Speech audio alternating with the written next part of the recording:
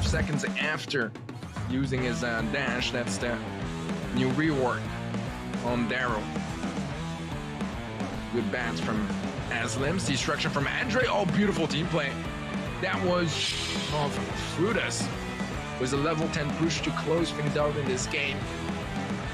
Once again, it was a very back and forth games. We had the first game going to 3T, second game going to Frutas, third game and set going to 3T, and now Frutas taking the first game of Frutas need a kill.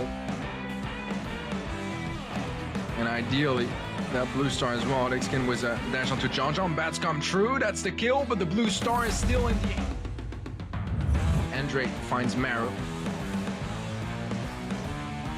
Melny gets some nice damage on that safe, and in the end, to deal damage though. 12% for the tie, 13 for the win. Level 8 bot and a barley, this should not be too much of a problem. The mission here for the left side is to keep Sordabreza alive, and they did a great job at dodging those spools, meaning that they can get the damage done easily.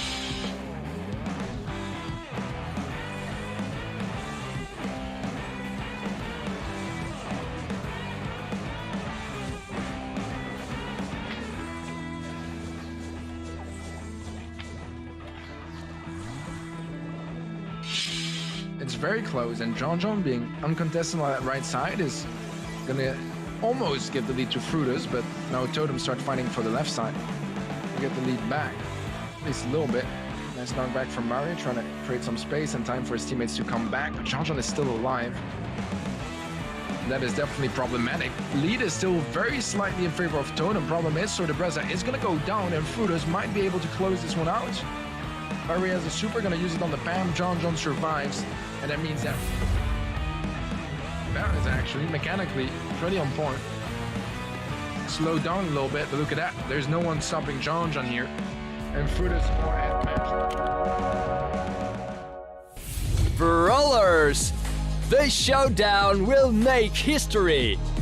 Best teams from Russia, Ukraine, Poland, France and Turkey. Winners of the Open qualifiers and top 8 invited teams will meet in a final battle for the champion title and a bounty of $10,000. Join the stream on December the 7th. Don't miss out on the epic international group stage of GameStars Brawl Stars Season 2.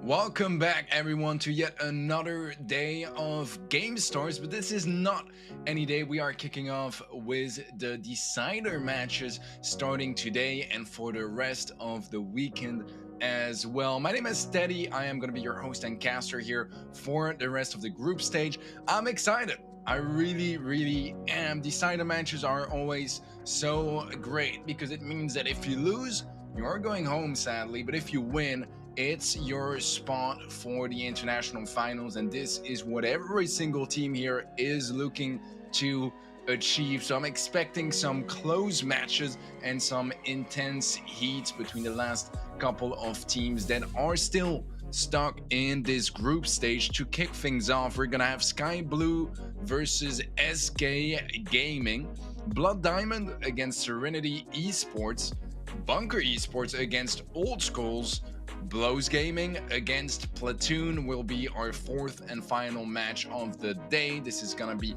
covering Group A, B, C, and D.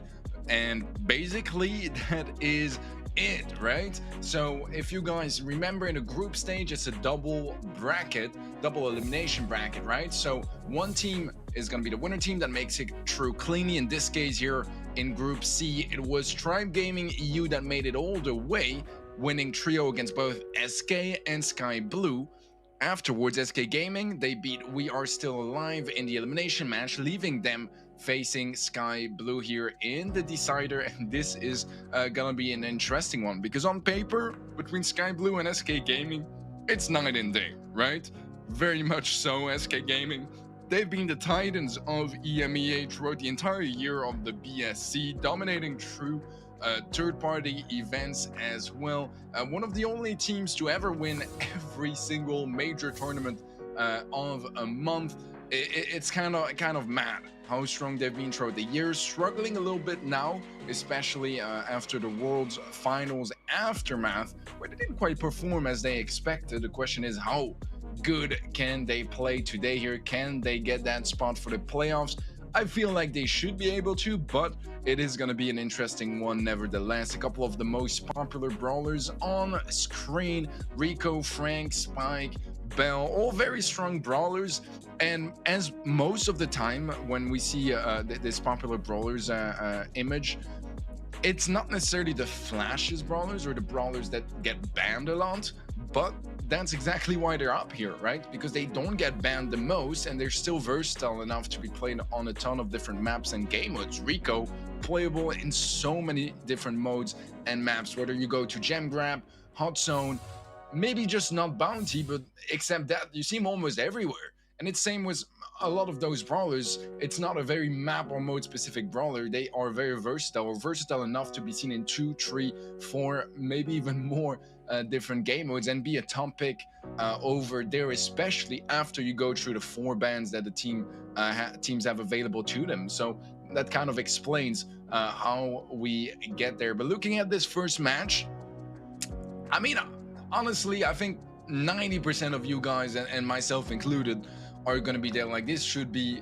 a sweep any day for SK Gaming.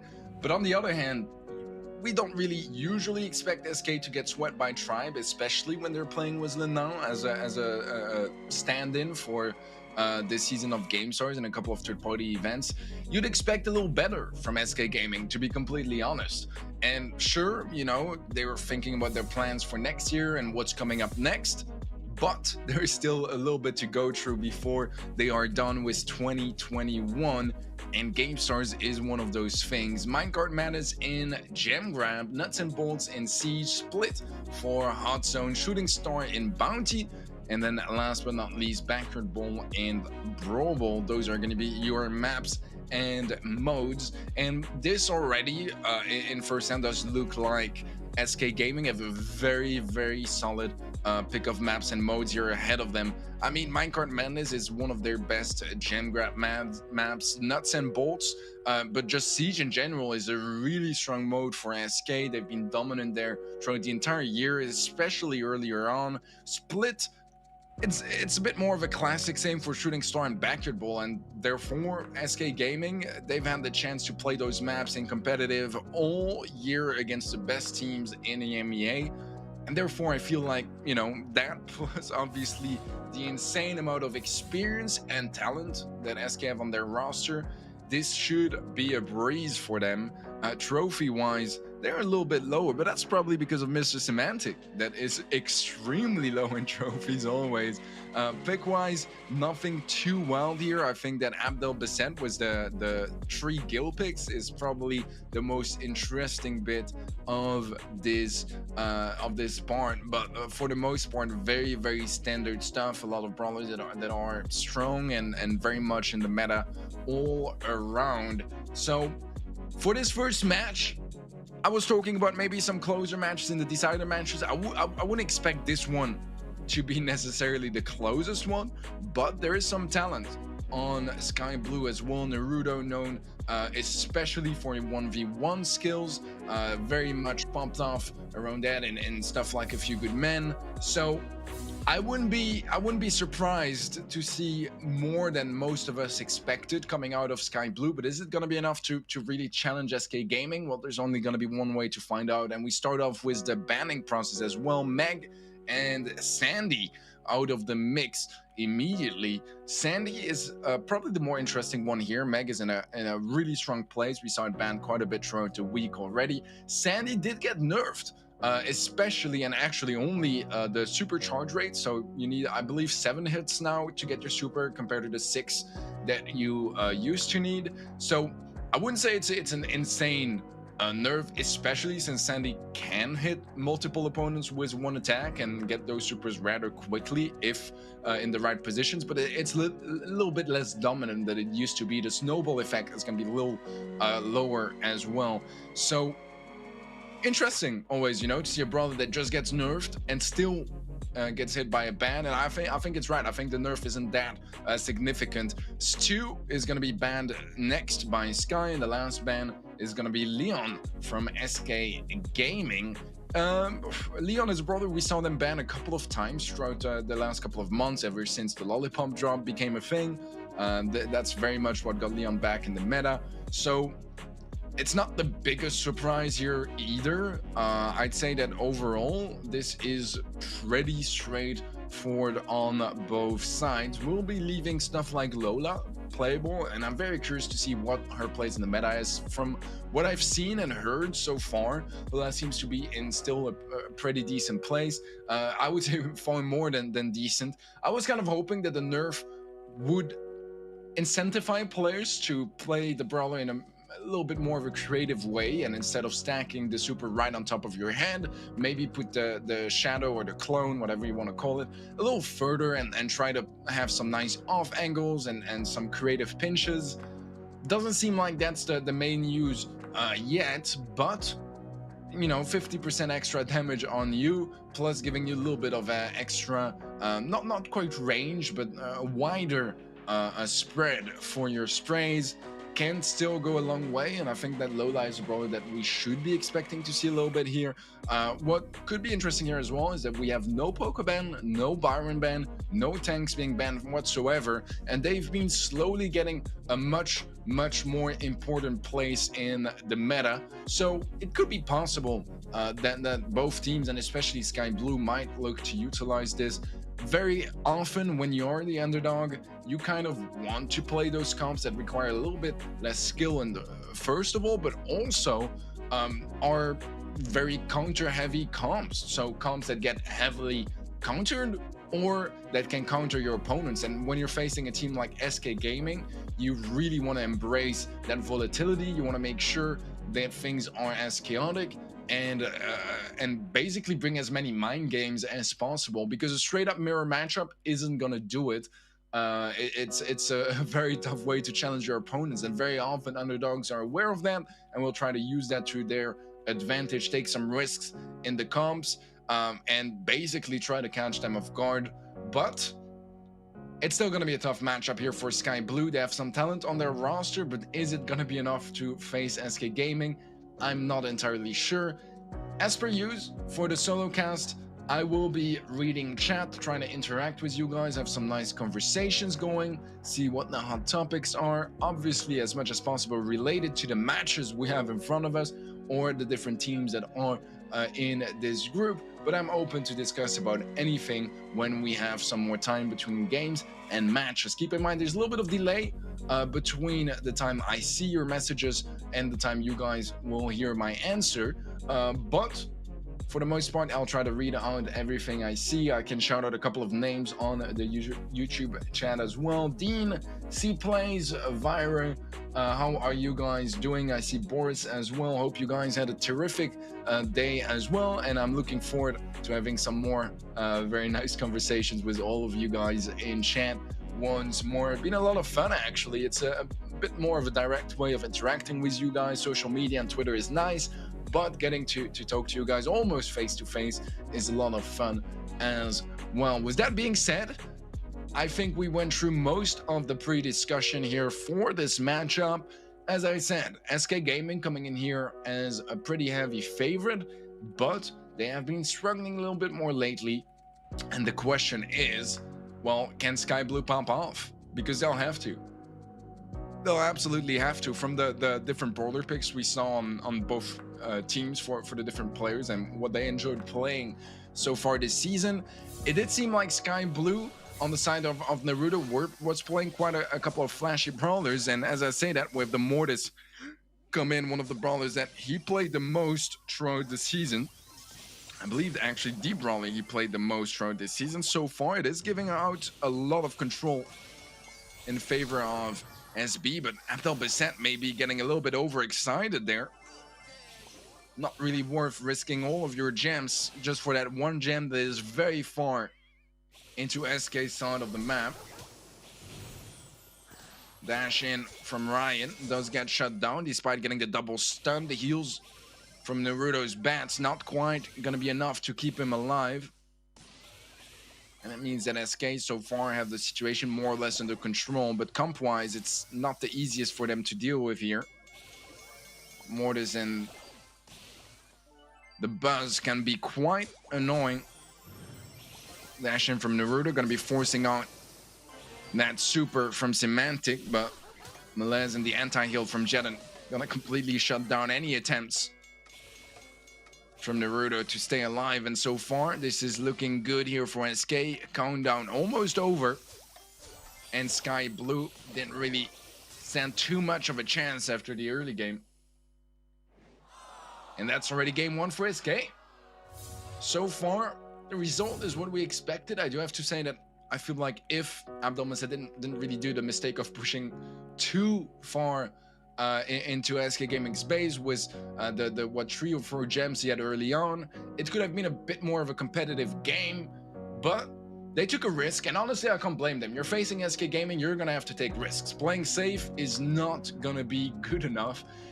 And it's true that did seem like a bit of too much enthusiasm, perhaps, but they will learn from that mistake. Definitely is something easy to pinpoint and make sure that doesn't happen in a game 2. But they need to be a bit more careful.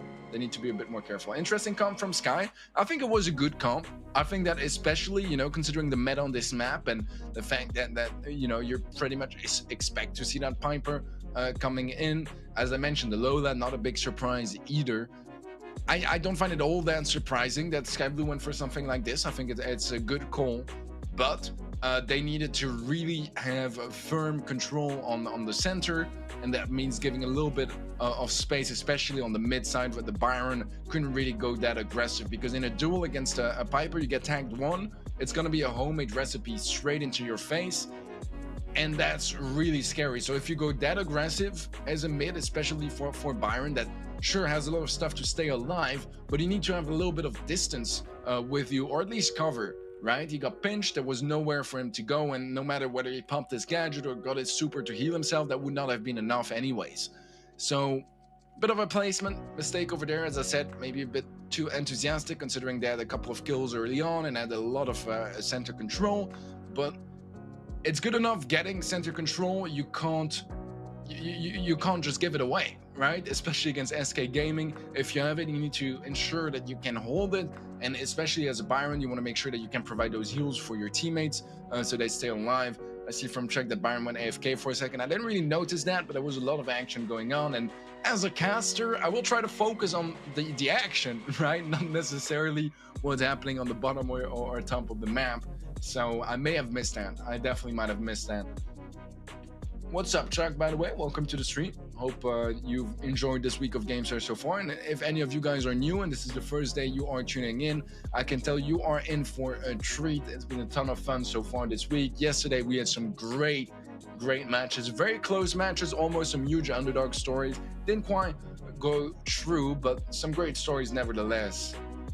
I believe the Byron made a mistake going for that one gem, move the game to escape when they were the one having a big lead. Yeah, that's very much what I was saying earlier, right? There is some delay between the broadcast, so basically when I'm actually talking and when you guys see it. I don't know exactly how long it is, but it is pretty sizable, so take that into account as well. But yeah, that's very much how I felt about it so far as well.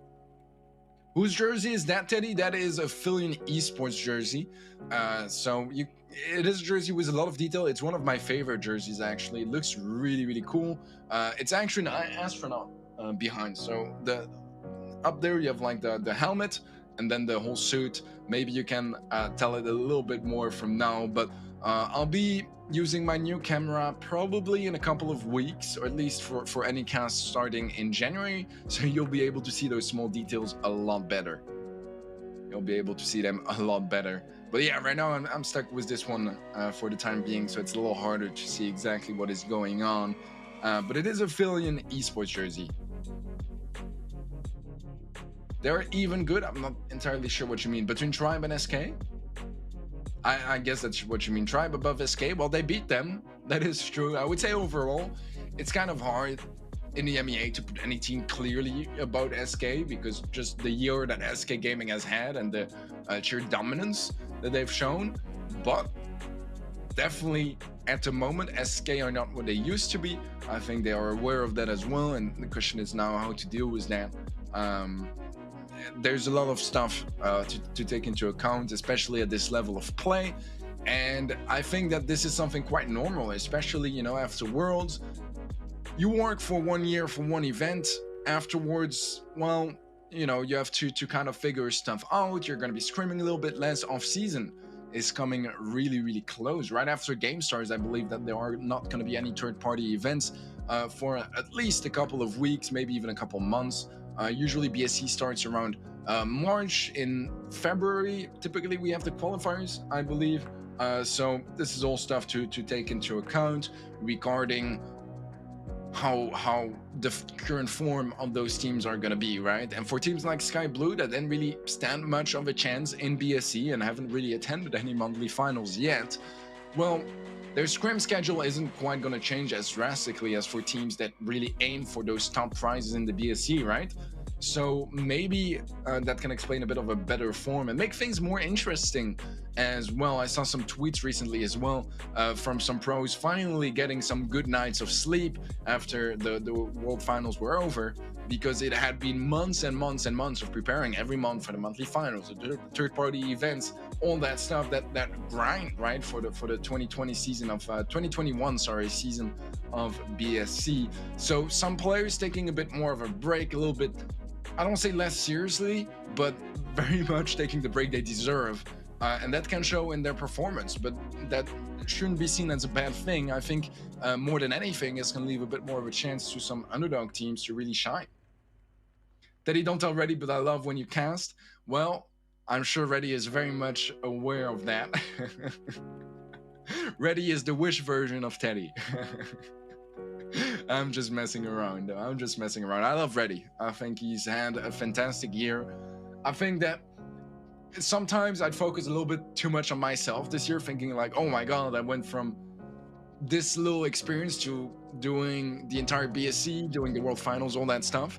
But obviously, Reddy Set was in an even wilder scenario, right? Because he had even less experience getting into the BSC, and I think he did such an amazing job. It's mind-blowing how much talent that guy has and how hard he's worked for what he's achieved as well.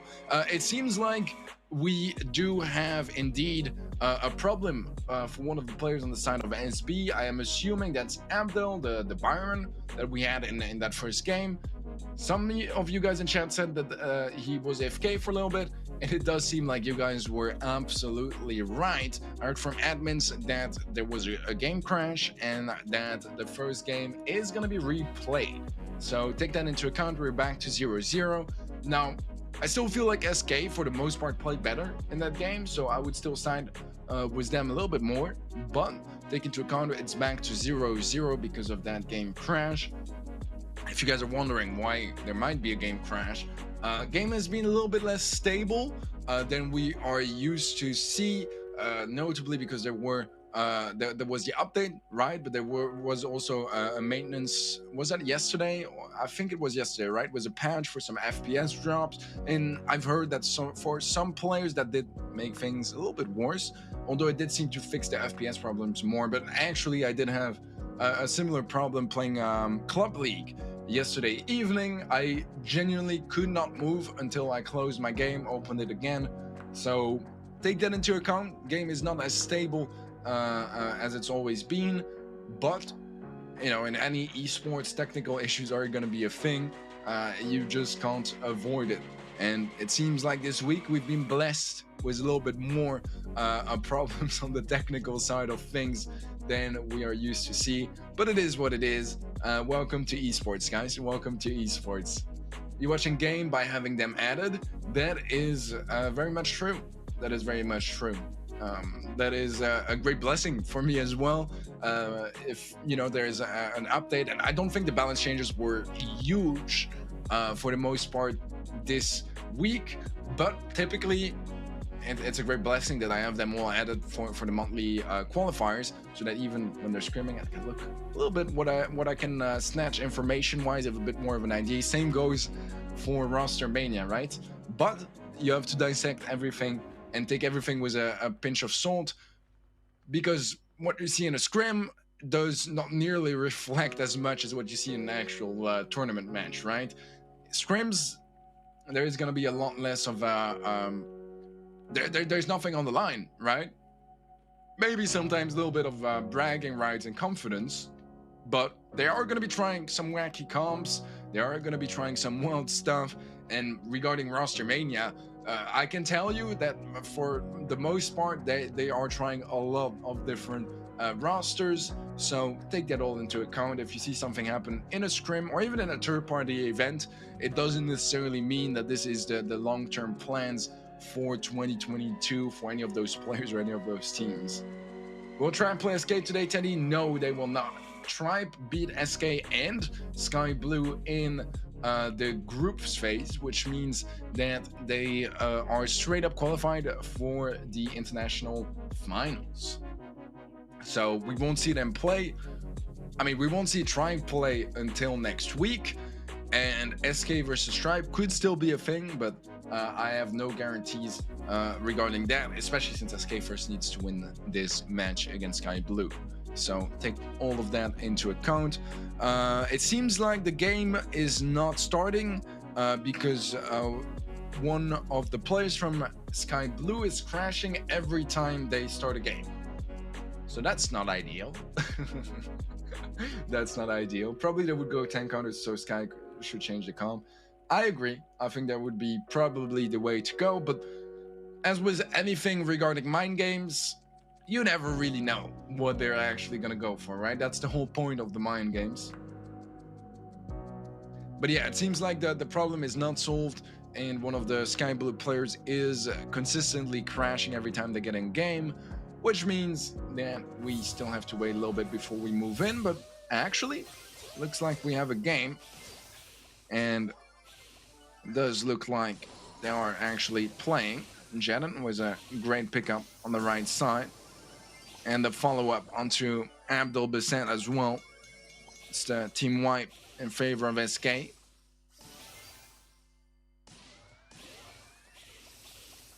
And Jedden not really going to commit to those gems, knowing, well, that they'd rather have Semantic with the gem carrier role. As Piper does have some decent utility to flee in those tough moments, using her super to fly off. I like Skyrex going for that gem, actually. I think that it wouldn't have been quite as accessible otherwise anyways. Ryan goes for the pull, is going to connect, does lose the fight, actually. Great timed super there from Jennen to heal himself up, deal damage in the meantime, and just get a lot of value. But Naruto is finding some kills left and right. However, you don't really want to have those gems on the Mortis until the very late game. It's not the biggest deal if you have some gems on the Mortis very late game, because you only need a gem or two to get the countdown, and then you can flee quite well with Mortis. You have a lot of stuff to work with, a lot of mobility, plus some healing possibilities to stay alive. But until then, it's a little bit more scary, because now if he were to go down, he could give away a lot of gems to SK Gaming. Although this might not even matter, as SK is just a single gem away from the countdown. Although actually this next gem spawns on Sky Blue side of things, which means that if they can get to 8 gems, they could definitely interrupt the countdown. Naruto going in as the bats. Naruto finds 1, finds 2, and that's 16 gems sitting on Naruto. And a big problem for SK Gaming. Semantic going for the jump in, looking to get some damage onto Naruto, but they can't get there in time, and that very much means that Sky Blue, as a matter of fact, are going to be picking up game number 1. All right, interesting. So far, not exactly going as SK planned. It is hard for the morale as well when you have a technical problem and rematch is required, and then you lose the game just after. But if we've learned anything from SK, is that you just can't count them out. And you know what we so often talk about in Brawl Stars competitive is gonna be momentum, right? And how that is gonna impact players' performances, and what impacts that momentum, how you can interrupt it, how you can build up on it. And SK Gaming is one of those teams where it just seems like momentum never affected them. It's like they lose a game, it's fine. They lose a set, it's fine. There's a match point for their opponents. They're gonna play that next game as if it's a fresh game with a very strong mental reset. And that is one of those aspects that SK Gaming really excelled at throughout this entire year. It does seem like some teams find a little bit more of a crack in that, especially if you look at the World Finals, right? Tribe NA able to completely shut them down for a while and make SK look quiet and scared. They almost pulled off the comeback though, so even then, that momentum did get shut down quite quickly. Or not quite quickly, but it did get shut down eventually. Now the question is going to be, can SK Gaming do it here? Otherwise, they might be behind by a set earlier than they'd like for sure. But here's the thing as well, right? It's the first set. There's not too much to worry about. It was just one game so far. So we'll see how they adapt. If comp-wise there's something they want to tighten up a little bit. I did feel like their comp was a little bit weak, and they were out-comped by Sky Blue. So they definitely need to readjust a couple of things here and there. I think that Piper mid is a bit of a scary brawler to play when you have Mortis, a Buzz, a stun, and you're dead, right? So you need to be really aware of that. And look at that, actually. Interestingly enough, we have some massive adjustments on both sides. Every single player changed brawlers. We have the Poco double tank coming in here from SK. And then on the side of Sky Blue, they kept the Buzz, but are going with a Max mid. Never mind, Max lane and a Jean mid. Interesting for the least, the picks on the left and right are actually incorrect. I'll notify that real quick.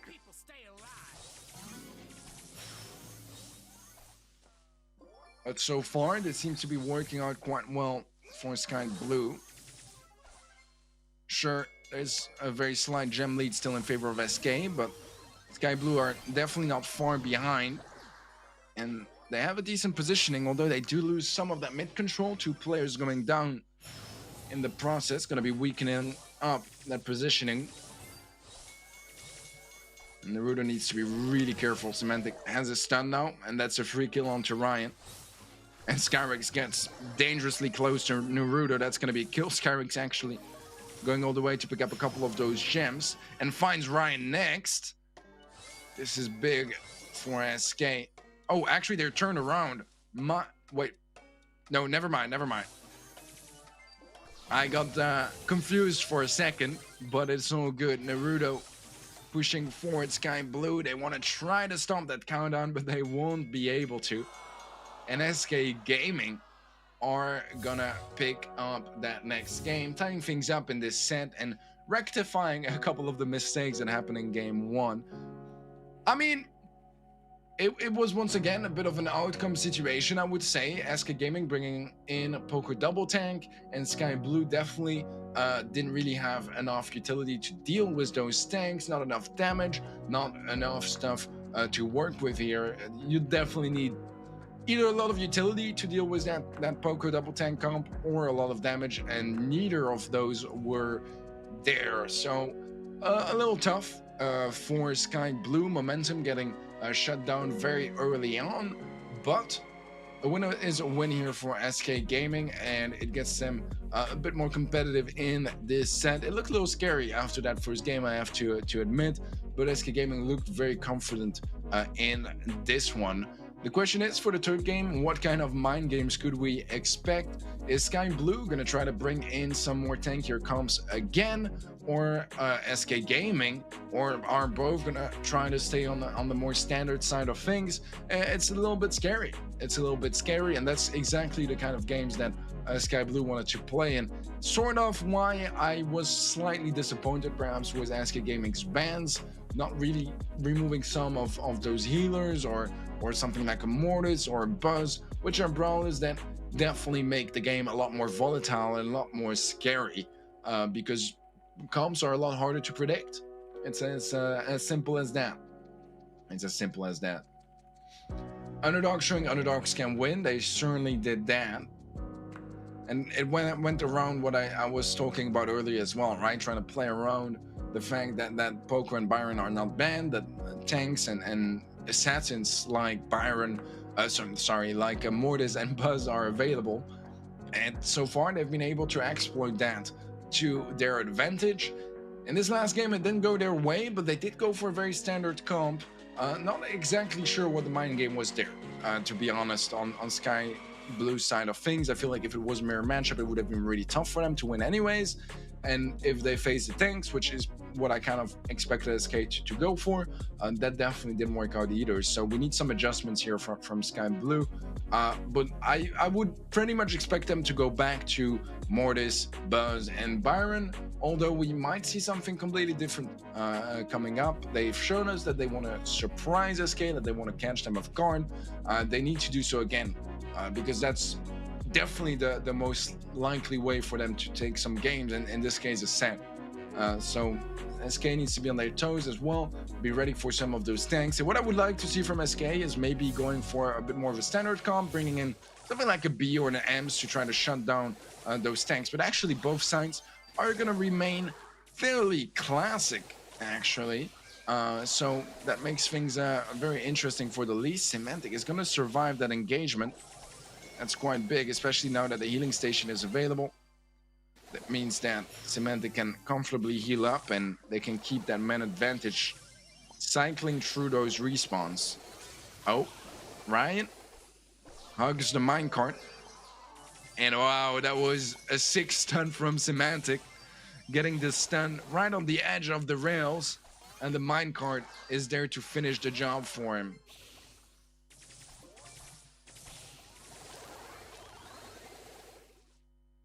Dominant start so far from SK, 6 gems under their control, only the 3 for SB, but it does seem like they're regaining some control. The kill comes through, the super from Jeden is missed as Naruto had the extra movement speed to run away. Jeden is gonna be going down next, and Sky Blue are catching up. Dangerously close gem-wise, especially as Skyrex might get eliminated, but he just barely stays alive. That's a huge kill, keeping him in the mix, and SK getting close to that countdown.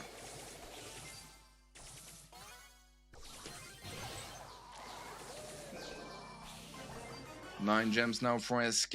The distraction from Semantic was great, as it's gonna give a gem. Oh, number 9 actually. One of them was on Semantic. This is going to be countdown time now for SK Gaming. A nice jump in from Abdul, as he was going to go down anyways, but that means that he's not present with his team anymore anymore to try to interrupt that countdown. It's not meant to be, and SK Gaming make it a set anyways, but much closer affair than I would have expected to see from SK, and definitely a closer affair than what SK probably expected getting into this first set. Now we're moving on to Siege, arguably SK Gaming's best game mode, or one of their best game modes, so they should be a little bit more confident about that. They did get the set in the end here in Gem Grab. It was close. It was a tough first set, but they made it work, and I think that they'll be happier with that than if they dropped it for sure. So now it's about building up a little bit more confidence on SK's side of things, and Sky Blue, they need to find a strong reset. Be able to forget about that first set, say, okay, there were some mistakes here and there, things didn't go as we planned, but it was close, it was competitive, and it showed the signs that we need to basically have some hope that they can actually turn this around. That's kind of how I would read through that. It is possible for them to make it work. It's going to be tough, but they showed some good signs that they can take some games. They can make some games very close, very competitive, but they need more still to win those sets against SK Gaming. And there's only going to be one way to see if they have what it takes, that is getting through that Siege set, and it is not going to be an easy one. Let me be honest here, it's not going to be an easy one here for Sky Blue.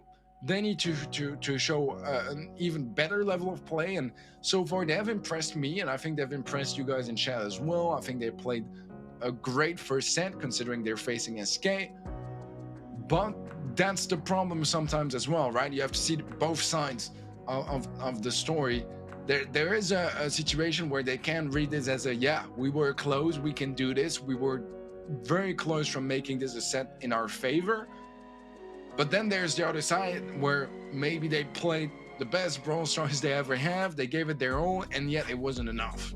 So this is the kind of moments where you need to find a positive way of reading through that situation, not a too optimistic way, not you know, be naive or underestimate your opponents, but you need to keep the confidence in, and there's a balance that needs to be there between both being too optimistic and too negative, and being realistic enough to not get too confident and not make silly mistakes, but also have enough confidence to know that you can make this happen and that you are capable of taking down your opponents.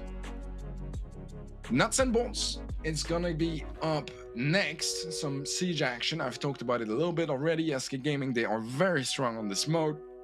This is a very good map for them as well, so I wouldn't be too happy about that if I was Sky Blue, especially since they dropped Jam Grab and it was their chance kind of to make it a set, right?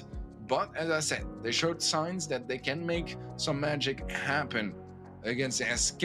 They need to do it again, and rather sooner than later for Sky Blue, because the further you get into this match, the tougher it's going to be as SK warm up, and as you know, the chances of Sky Blue having some good modes available is going to lower and lower after they get further into this match.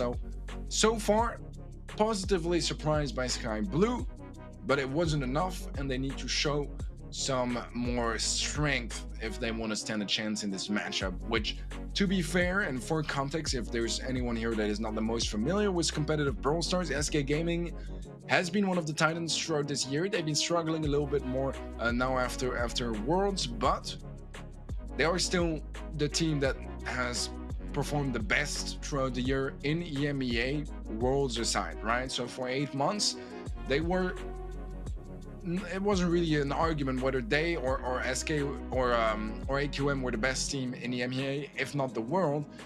It was more of a debate each month from, yeah, is it SK or AQM this month that is the best team in the world? And maybe some of those reads were wrong. I mean, after all, Zeta Division did surprise us all in Bucharest, but the fact remains that no team in the world has as much experience or has had as good of an experience for the most part of this year as SK Gaming have, and that's the challenge that SK Blue are facing, that Sky Blue, sorry, are facing here. Players of 2019 NML Champuru, do they play competitive? Hagego, Pankutsu, do they compete? I don't think they compete anymore, no, but I'm not entirely sure. Keep in mind as well that they did go down early last year. The only player that was with Jupiter last year that was a part of that roster that still competes is Tensai, that is a world champion now, but just for context, he didn't play a single match of the 2020 World Finals. So take that into account as well. It was his first Worlds this year.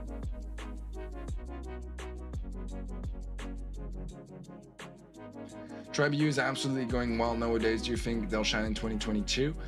What scares me a little bit with Tribe is that they have Linnell on the roster, and I'm not sure if he is going to be there for 2022 with Tribe. So I don't know. I feel like the fact that they played with him, and I don't know how much competitive Spen intends to play, was taking a bit of a break. That's usually not the best sign either. But I don't have all the information. I genuinely do not. It does seem like Lena is having plans with Jaden and Skyrix that we see here. So from rumors and with what we have confirmed, so basically they did announce that they wanted to compete together next year. It does seem like the most likely outcome to me would be that Skyrix and Jaden leave SK to play with Lena, and then Semantic would most likely be staying in SK. Pedro, their coach, I'm not entirely sure. I think he does like SK quite a bit as far as I know, so I would expect him to stay there as well and rebuild a roster around Semantic, but I'm not entirely certain of how that is gonna go. All right, game now starting, and a great kill there from Jaden on the left hand side. It could have gone a little bit scarier. I do like that quite a bit from Jaden, not being scared of using that super straight for utility and destroying those walls, rather than just waiting it out and hoping that someone gets in range, especially when there's a Gale that can very easily interrupt those supers. I think that's a very smart read. Semantic is gonna get stunned, and that means that Naruto is able to reload his next super before Semantic does. This is a whole lot of control for Sky Blue.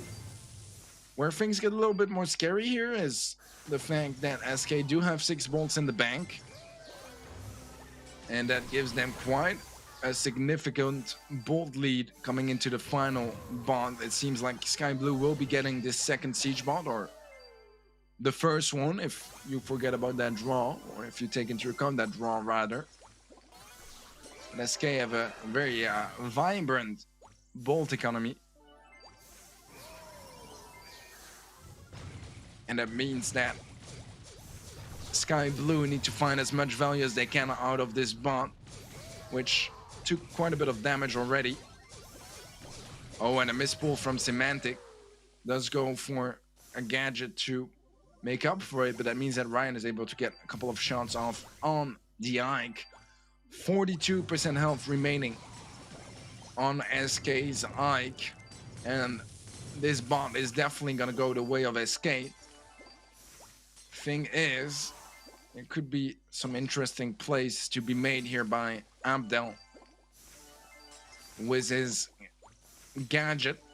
The snowstorm can definitely be great at forcing out some odd rotations for the bot, similar to a Sprout Wall. You can see Abdel getting into positioning to do that, and the bot rotates around. So far, no damage dealt, and this is a problem. The bot is low HP. They need that push to come true, and it seems like SK, they're not quite gonna make it, as they have an incredibly clean defense, bringing in, and in my opinion, the difference maker here, definitely the Gale. This is something we saw at Worlds. Zeta Division did bring in the Gale on Nuts and Bolts as well, doing this exact play. It's not the first time we see it, but it did definitely help popularize it when you play it in front of millions at the World Finals. So not the biggest surprise to see the Gale here at play, and It seemed like SK just had no answer around that. I feel like the only way for them to really break through is if they could break that cover that stands in between the puddle of acid or water, basically, and the walls, so that you can remove those walls so the snowstorm isn't quite as efficient anymore, and it gives enough space for the bot to rotate on the left side, going a little bit faster than going all around the puddle. That's kind of how I read through that. But for that, you need the Frank super available, and you need to make sure that there's no super on the Buzz nor the Gale that can interrupt that said Frank super. So you need a lot of stuff to go right for this to work out, and it definitely didn't so far. Sky Blue going to be picking up game 1 of Siege, and SK Gaming once again not really looking at their highest level today. It's a little scary. It's a little scary. They need to be really careful moving forward.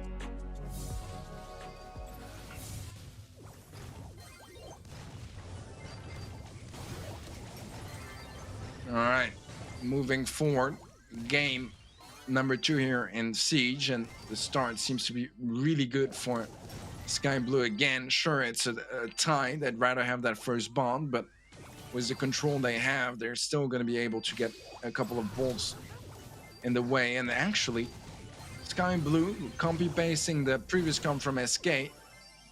SK are switching off, going for the Sprout on Semantic and the Surge on Skyrix, keeping the Frank in the mix.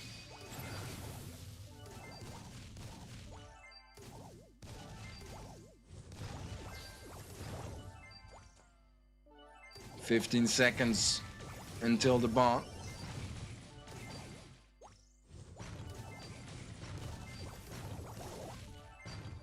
Stun from Abdul does not connect. Jeden thinking about going for his. Pull onto Jeden. That's going to be a free bolt for Abdul. And that's not good news for SK, because that means that now there's 9 bolts for Sky Blue. Otherwise, it would have been 8 for them and 4 for SK. Much more doable mid-hold. Oh, Skyrix goes for the jump. Gonna cost him his life.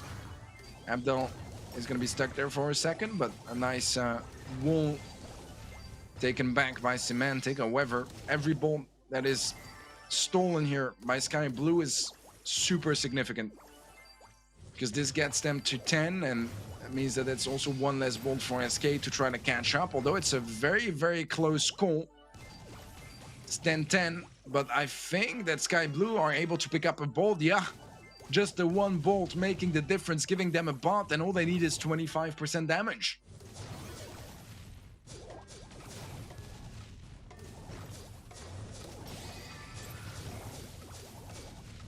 Skyrix was the kill onto Naruto. So far, not too much damage coming through, but the bot still has a lot of HP and damage is pouring down. This is gonna be a set for Sky Blue, and impressively enough, Sky Blue, they make it a pretty clean set as well. Very well played. An insane defense in game 1, and in game 2, a very strong attack, able to get that retake working out for them. This is scary for SK Gaming. This is really scary, I think, for SK Gaming. And sure, I would still call them their favorite of this match. Absolutely, right? Still in those conditions, even if they're losing to Sky Blue later on. But it is not the SK Gaming we've seen for the entirety of this year. And it questions a lot of things, right? It definitely does.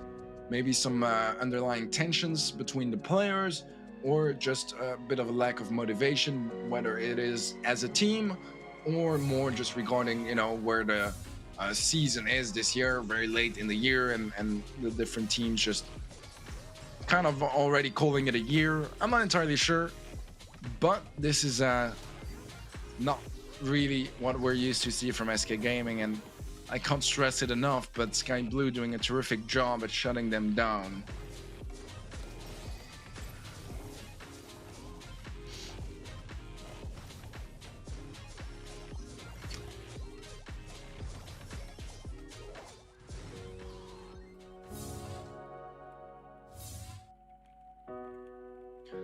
stats-wise, I mean, there's not that much we can say, despite the fact that Sky Blue just did a much better job. But actually, interestingly enough, there are a little bit more kills in favor of SK, mostly because of the tanks. As a tank, you're going to create a lot of space for your team, whether you get kills or not.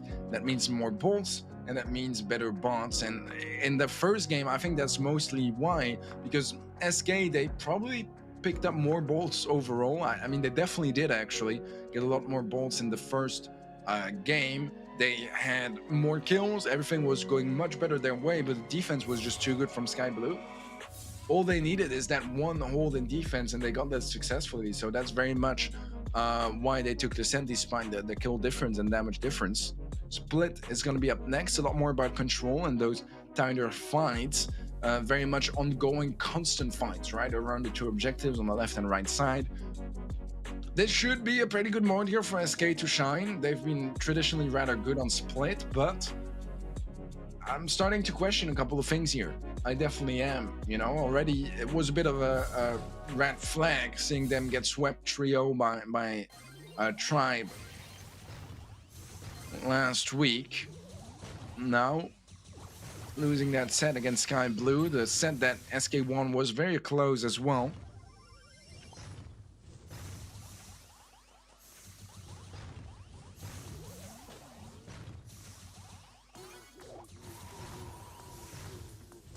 A little bit of destruction on the right side as Semantic Super goes through, but Abdul Bassett makes it a clean double kill. And look at that aggression on the left lane. Free zone. Unless Skyrex can kill Naruto. And this is looking a whole lot like 3 games in a row already for Sky Blue. Semantic falls to Abdul despite him missing his super, and sure, Skyrex is there for the trade. They have bigger problems to deal with, and that's the fact that the right zone is fully captured and that Naruto is still sitting in the left zone with that super in hand, staying alive as well. This is gonna be another game for Sky Blue. Make it 3 in a row, and SK Gaming, this is a bit of a nightmare on their side. A bit of a nightmare. I think it's more of SK being not in the best form in the last month, and Sky Blue being a good underdog team with a lot of potential. I think it still has to be a mix of both, right? Like, normally, even if SK is having a terrible day, you don't really see her, because Sky Blue, I'm not even sure if I would be comfortable calling them a tier 2 team. That's the thing. If it was like Final Stand, or, you know, a team that's in the tier 2, Blood Diamond, Big, those guys, I'm fine with them winning against SK Gaming, right? I'd be there like, SK had a bad day, or the other team pops off. That's good enough for me to justify something like that happening. In this case, Sky Blue, they're very much, I mean, I know Naruto and I would consider him a tier 2 player, but the other 2 players I've only ever seen in GameStars last season, and it wasn't like amazing on their side either, you know. They weren't playing terrible, but it was definitely not tier 1 worthy, and right now it doesn't feel like SK is either. So I think that right now I wouldn't say that I would disagree with you actually saying that Sky Blue are not popping off, whatever. Now, like, sure, SK Gaming, they're not playing well so far, but Sky Blue, they're exploiting that very, very well and definitely making the most out of it. I mean, if you look at the amount of games won so far, that's 4 games won by Sky Blue and just the 2 for SK. 3 in a row now for Sky Blue. And typically, I'd tell you, it's fine. Momentum doesn't really matter too much for SK because they don't get impacted by it nearly as much as most teams do. But right now, it does feel like things are slowly slipping out of hand for them, and they need to be extremely worried about what is going on here. And before anyone says it's a third-party event, World Finals mattered so much more. They can make more here on SK's side than they made from World Finals. They got top 16 in the World Finals. They went out first round. That's only 10k prize pool. There's 30k on the line here. Not just for this match, obviously, but just to put some context around the stakes. Oh, that was a bit of a hilarious play on the left-hand side. I don't know if you saw, but Naruto got stunned on the jump pad, so he actually dodged a shot due to that. Now, this game is looking a lot better from SK Gaming, but it's still not exactly ideal. I do think I like their Rico pick a little bit more on the Sky Blue side of things, but it seems like that's not working out too great for them. Skyrix, look at the positioning, making sure that if he gets stunned by the Gil, it's going to be against the wall, so he stays in the zone with the shield, keeps capturing, and that's a game for SK. Now, finally, some signs of life, because it did look in the 3 last games like there was nothing left in SK Gaming, but now they have a chance at actually taking this set, make it 2-1, regain a little bit more confidence, and have that set advantage. But, nevertheless, this match is not going as any of us expected. And sure, there were some signs, and coming into this, I already said that SK were, you know, not exactly in their greatest form, and that if there was a chance for Sky and Blue, that would be it. But it's still SK, and I don't think anyone would see this sort of result coming. But let's not get ahead of ourselves, and SK Gaming and Sky Blue are tied up now, 1-1 in sets, 1-1 in this hot zone set. What's up, Science? How are you doing? Good to see you. What's up, Tano Mari? Good to see you as well. Science player for Old Schools, Tano Mari, coach for FA Frutas. They nearly qualified yesterday, actually, for the international finals, but narrowly lost a double match point situation against Reply Totem that made it to top 3, top 4 in the World Finals. Sky Blue just had a crazy game and just looked like they team diffed SK near the end there. They definitely did. I mean, in this game right now, obviously, it was much more dominant and stronger from SK, but that's what we'd expect to see every single game, if not more dominant. What's up, Hoopa? Welcome to the stream. What's up, Kronk? Welcome as well. Have you watched the new Spider-Man movie? Anyone in chat? Personally, I have not watched it yet. I am planning to see it sometime, but I haven't had a lot of time to do so just yet. Might try to see it end of the year, maybe.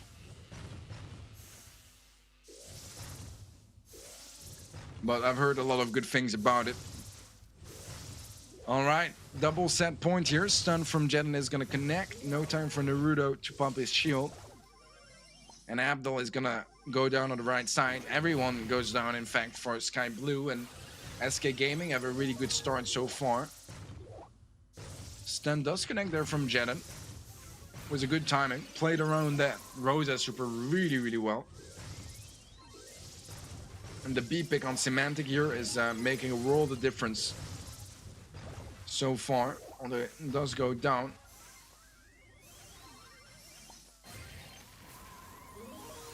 Skyrix still alive, still in the zone. And oh, I did not know that you could get pushed above a wall with Gil's gadget. But it seems like you definitely can. And Sky Blue are catching up with that. And now that Super is going to block access to the right zone, they need to find a way to work around it. I think Ryan might still have an extra gadget available as well. And he's going to pump it now, creating a lot of space for his team, although the double stun does come true. Decent value there from Abdul, but he does go down in the end. And now it's a bit more problematic. No more gadgets for Ryan. Super to try to corner them up. Naruto is going to get stunned. Not sure why he stood right on top of him. But now SK Gaming have control. Abdel doesn't stand a chance here to stop SK Gaming from taking this game and set.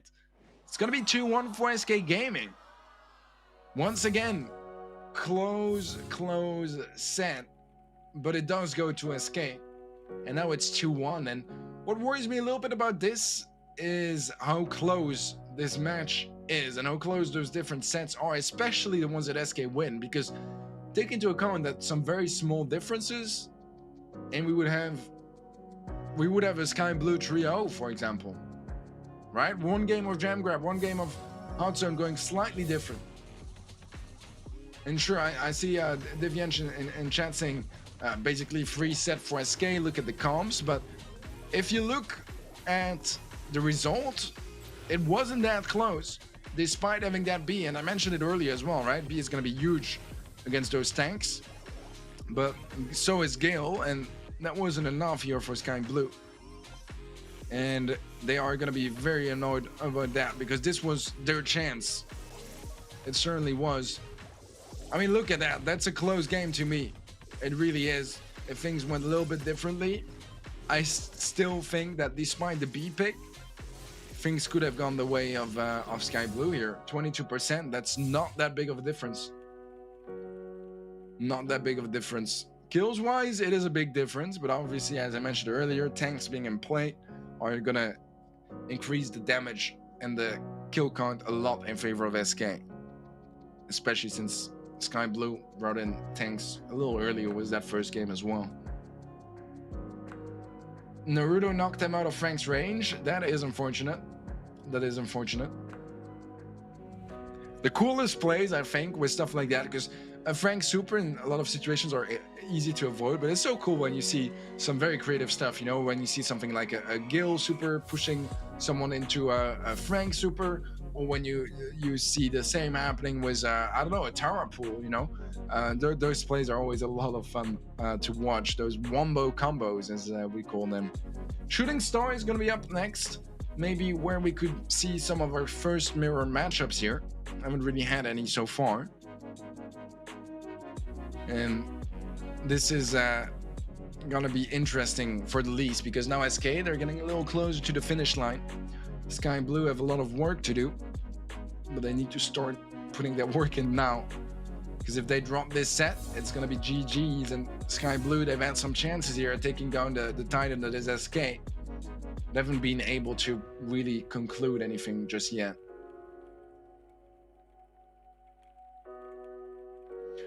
SK 2021 is the Tribe Gaming 2020. They are the comeback kings. That's fair. That's fair. I guess the difference is that Tribe Gaming, I wouldn't quite say they are the Tribe Gaming 2020. Maybe just regarding the comebacks, but if you look at their year, it has nothing in common. Literally nothing in common. All right. And already an elimination from Naruto. That's not great. Semantic goes down. Jen is able to get the blue star and has to go very aggressive for that. His dodges are on point though. And his skill to Ryan is going to make a world of difference. Add that to the blue star, and now SK Gaming have the lead. Bit of a missed opportunity, I think, from Sky Blue to not go for that blue star, considering they had the man advantage.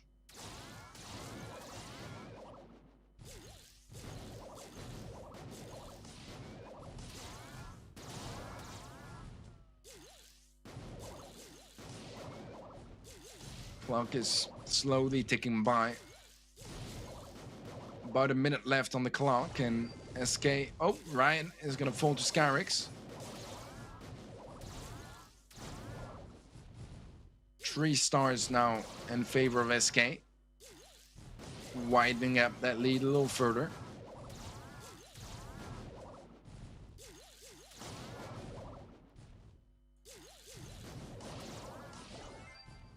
We have the mirror matchup we're hoping for. And so far, it's working out a lot better for SK. 5 stars in their favor, blue star as well. Semantic missing quite a couple of shots, to be honest. Not really standard for him on the Piper, but he does connect one here. Skyrix gets the follow-up kite that is enough to secure a kill. Ryan jumps in, trying to beat the clock, but no one escapes those peeps from Skyrix. Skyrix sitting on a 5-star count, so looking good for SK here. Match point now, and their chance to close it out a bit easier. What are the bans, by the way? I joined late, so I have to remember them because it was a pretty long match so far. But we had Stu banned by Sky Blue. We had Sandy banned by SK, Leon banned by SK, and the second ban from Sky Blue, not entirely sure. I'm not entirely sure. Oh, Meg. It was Meg. So Meg and... Wow, I am struggling, aren't I? Meg and Stu banned by Sky Blue. SK Gaming went for Leon and Sandy. So those are your 4 bans. I didn't write them down, so I had to remember them straight out of my head. But now we have a match point for Escape. In Sky Blue, we've seen them able to pump off and have their moment so far, but this has to be their moment multiple times in a row. Otherwise, it's gonna be their GameStar season coming to an end.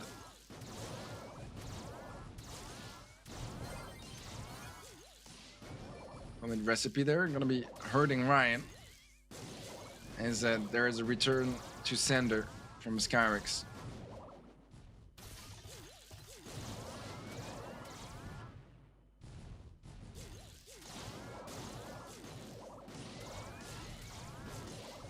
Shannon dodging really well, trying to make sure he doesn't give away a tick head to Amdal anytime soon. Naruto is very low HP.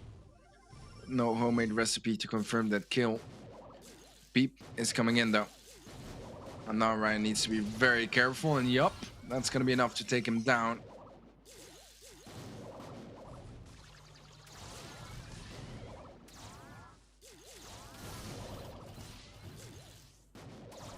Oh, that Peep does get eliminated. Not the Peep, the Thick Hand rather. Semantic able to dodge the Peep. That seems to hit the wall, I believe. That's 9 stars now for SK. Sky Blue need to find some opening kills, and that's 1. They're still behind by 6. Semantic taking a lot of damage. Pump doesn't return to sender, but it's not enough. As Semantic is patient and doesn't quite go for the shot. Peep connects onto Ryan once more, and so far been able to exploit his positioning. Naruto deals with the tick head, but is that gonna be enough? Semantic goes down. Naruto traded out. Jet and low HP does get sniped out, but there's not enough stars here on the side of Sky Blue, and SK Gaming are going to be qualifying, guys, for the international finals. All right, it was a bit more of a roller coaster than it had to be for SK, but they made it work, and I think that Sky Blue, sadly, we're going to have to say goodbye to them, but I do think that they had a strong performance here. They had some really good games. They had some really good games. Sky Blue making these sets a lot closer than I thought. They definitely did, and it's true that in a mirror matchup on Shooting Star, it was too much to ask from them. But for the rest of the match, I mean, I think they did an incredible job. I really think they did. I think they can be proud about their performance. It is SK Gaming after all. Even if SK is having a bad day, and sure, they are going to be salty on the Sky Blue side of things, because 2 of those sets, notably Gem Grab, were insanely close. Hot Zone was as well. Some micro mistakes costing this match here for Sky Blue, but even though it is a missed opportunity, I still think they can be happy with this result. Most people would have expected a trio sweep in favor of SK. I wasn't necessarily expecting any games to go to Sky Blue today, so I still think they can be happy about it. And yeah, there's not anything I can tell more than what the numbers say on the screen here for this bounty set. The one set that was very dominant for SK. And they made it count when it mattered the most, and therefore they secured their spot for the playoffs for the international finals.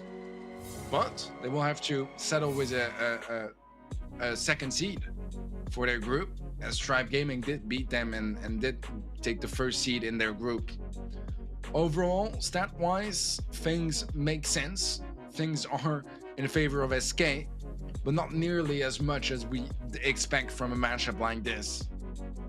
not nearly as much. So only one match today? No, C players. We have 4 matches. We have 4 different deciders for the groups A, B, C, and D. This was Group C. We still have Group A, B, and D to get through.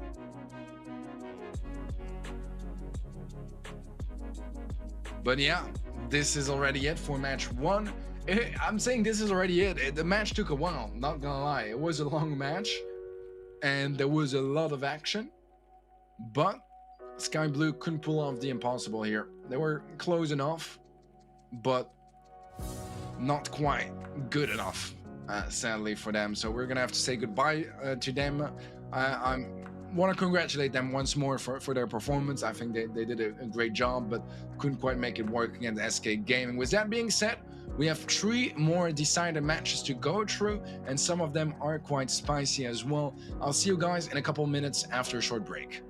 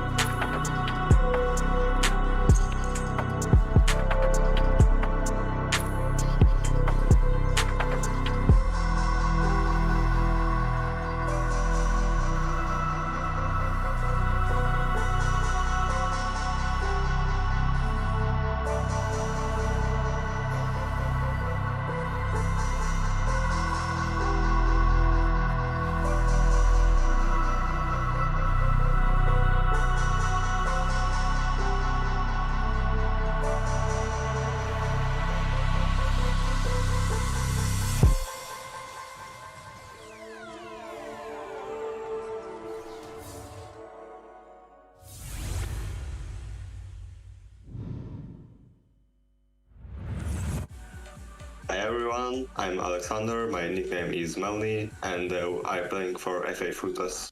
Hello everyone, my name is Ahmed. I'm Stark from Team Habibi from Egypt.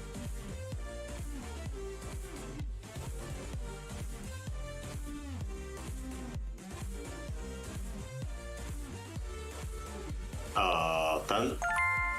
You need to grab 10, so the countdown starts, and after 15 seconds you win.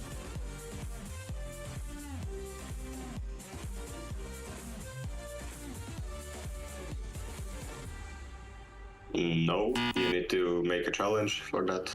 I think you can.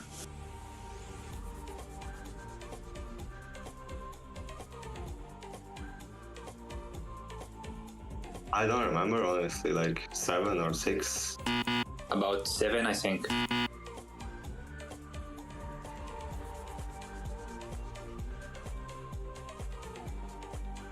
Oh, like 2 minutes?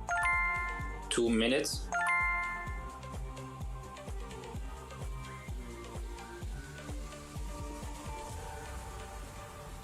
Right now it's 30. Now you can have 30 members maximum.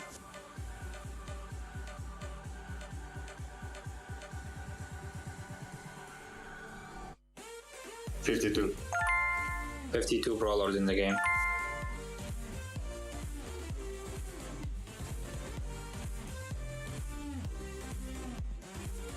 Like nearly 4K? I don't know. I guess it could be something around 3,600 or 3,800, something like that.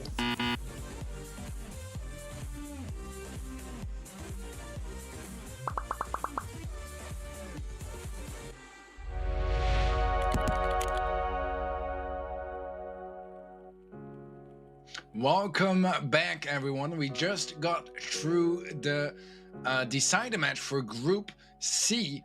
Now it's time to move on to another group, and it looks like our next match is gonna be Blood Diamond versus Serenity Esports. So an interesting one here, especially considering that Blood Diamond, they've been on the rise throughout this entire year. They were considered very much as a somewhere mid-tier 2 getting into 2021, but they've been getting up and up, sometimes even taking down some top teams in the regions of the likes of SK Gaming, for example, that we saw play just before. So they are strong. They've been looking really good and basically just getting better and better throughout the year. Now, Serenity Esports, I'm a little bit less familiar with, but before we analyze them more, let's look at the standings for this Group B. Na'Vi, they had a very, very dominant performance against Serenity. They did manage to take down Blood Diamond as well, ending up with the first seed in this group. Poco Loco, a little bit less lucky, losing to Blood Diamond first and then later on to Serenity in the elimination match. And that means that Blood Diamond versus Serenity is going to be our decider here. Only one of them can make it through. Serenity, a Russian team. It's Yurcha, Kanzi, and Busco on their roster. To be completely honest with you, Serenity Esports does sound familiar to me, but I don't remember any of those players specifically. So I'm not entirely sure what to expect coming from them, but let's give a look at the roster as well from Blood Diamond. I mean, you guys know those guys, Harvey, Ali, SSJ, Rafa, and Black Sea. Those guys have had a terrific year across the board. Qualifying, I believe, for a monthly final as well, but for the most part, being just really strong in third-party events and surprising a lot of us throughout this year.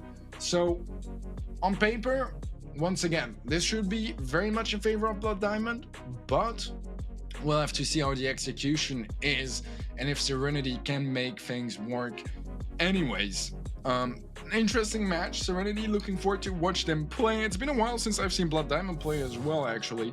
I think the last time I've casted them was for the monthly finals of October, if that is correct.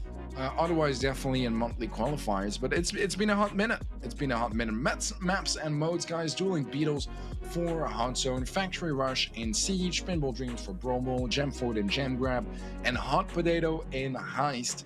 This is where it's all gonna be happening for this matchup. We start off with, a map with quite a bit of cover and some close range fights, a lot of control around the zone. Factory Rush, definitely a lot more open. Pinball Dreams, maybe a bit more of a sweet spot between the two. And then Gem Fort and Hot Potato, once again, a bit more similar. Enough cover to work with, but also enough range on the lanes for the most part, or on Gemford, for example, mid as well. There you can go for some of those longer range fights too. So across the board, fairly balanced maps, but we start with a bit more of a closed off map. Brawler picks that were most popular amongst both teams. Nothing too incredibly special. I do want to pinpoint some versatility. Notably, the Stews and the Franks and the Ricos being picked differently. So that means that on the side of Blood Diamond, they're comfortable going for a bunch of different brawlers depending on the mood and depending on the map, obviously, which brawlers they need to bring in. And that's a good sign, because that means that they have a lot that they can offer depending on what needs to be played and who can play what. A little bit less on the side of Serenity, although we do have that double spike, for example. So this can be a bit of an indicator of how well-rounded a roster is and how much of the brawler pool they are capable of covering.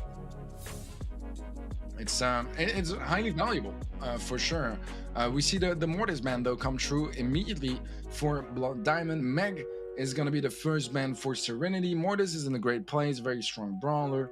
Not getting banned too much, but in this case will be. Meg has been banned a lot. It's very strong, not only because the Meg is very strong, but it also implies more than just, you know, a strong brawler. It is one of those brawlers that does change the pace a lot, because you have those moments where Meg is very weak, and then those moments where she's insanely strong.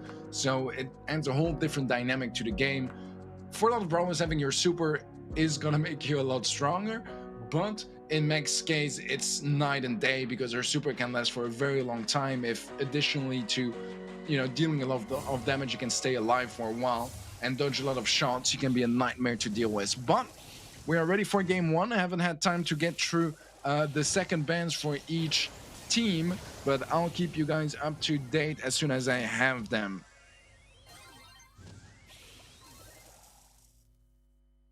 So far, seems like this start is a bit of a breeze for Blood Diamond, but as I say that, Kenzie finds an elimination. Gonna open up a little bit of space, but not nearly as much as they were hoping for. Black Sea low HP, doesn't quite go down. And Busco goes down next. One shot here from Black Sea, finding 2 kills and opening things up a lot for Blood Diamond, past the 50% threshold, and so far looking good. The second bans, by the way, are Poco and Lola. Poco being banned by Blood Diamond, and Serenity Esports going for the Lola ban.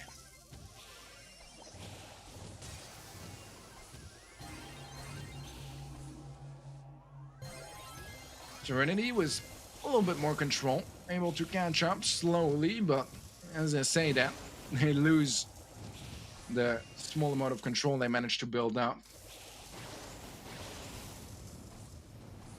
Let's go low HP, but Rafa not exactly shining HP-wise either. It was Invisible heal. Busco can heal up, and Serenity find a team wipe and a lot of control here.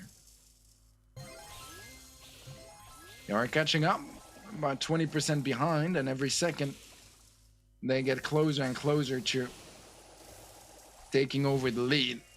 Now it's only a matter of seconds, but giving a lot of respect there to Blood Diamond, falling back, and sure, their HP wasn't looking too good.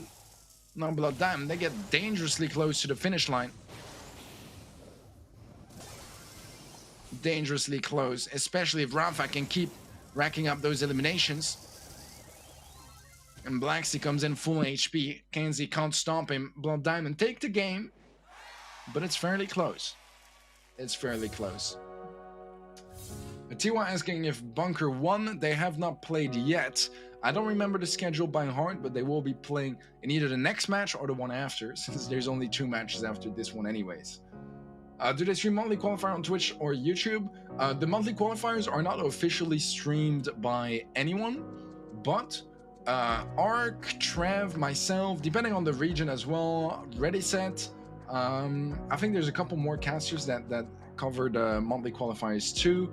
But I stream them on Twitch, as far as I know. Trev and Ark stream them on Twitch as well, and Ready Set also streams on Twitch. There are definitely in other languages. You will definitely find streams of the monthly qualifiers on YouTube as well. But yeah, for competitive Brawl, Twitch is definitely the main platform, although YouTube is great as well, depending on the tournament organizer. In the case of GameStars here, we are exclusively on YouTube as far as I know. Have you playing well on that Byron? Yeah, I mean, Blood Diamond is a really, really strong team. They really are. If they were to face SK today, for example, I would actually predict Blood Diamond to take the match, just to give you an indication of where I see both teams. Now, obviously, this is against Serenity Esport, and it was close. It was quite close. A little bit of outcomping as well. You know, the anti-heal from Crow is very strong against a Byron. Leon did a great job as well. So overall, I wouldn't just call out too much just out of this first game, but it was pretty close. And Blood Diamond are gonna have to be on their toes, because this game could have gone the other way around if a couple of fights, or actually just one fight, went differently. Game 2, and this is gonna be Tank Mania for Serenity. A nice kill from Javi, get some nice value onto Busco as well. Black Sea to confirm the elimination, and Serenity had a nice early lead, but not for long as Blood Diamond catch up.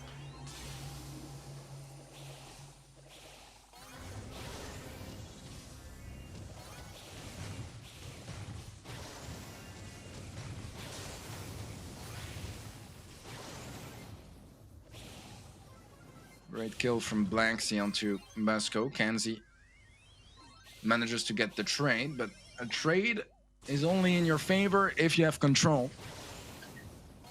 And that is very much in favor of Blood Diamond. A much more dominant game so far on their side. And Blood Diamond looking to seal the deal here, already past 80% captured. And Serenity, I don't really see a world where they can come back. Yurcha goes down. Kenzie is next to fall, and Busco does manage to find one, but it's just gonna stop with the one kill. Not gonna be enough here. Blood Diamond was a very strong game to strike back, and sure, they didn't win the first game too. That makes it a set. The first game was rather close. This second game, Serenity did not stand a chance. That's already hot zone out of the way, just like that. Just like that. So basically, anybody can stream monthly qualifiers.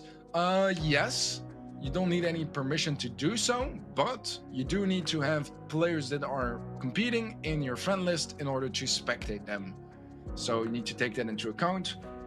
Obviously, most pros are not going to be adding anyone to their friend list because you have limited space and you want to have all the other pros, the casters, your endless, and people you play ladder with, etc., in your friend list too. So that makes it a little bit more difficult for anyone to just spectate it. But technically, you could.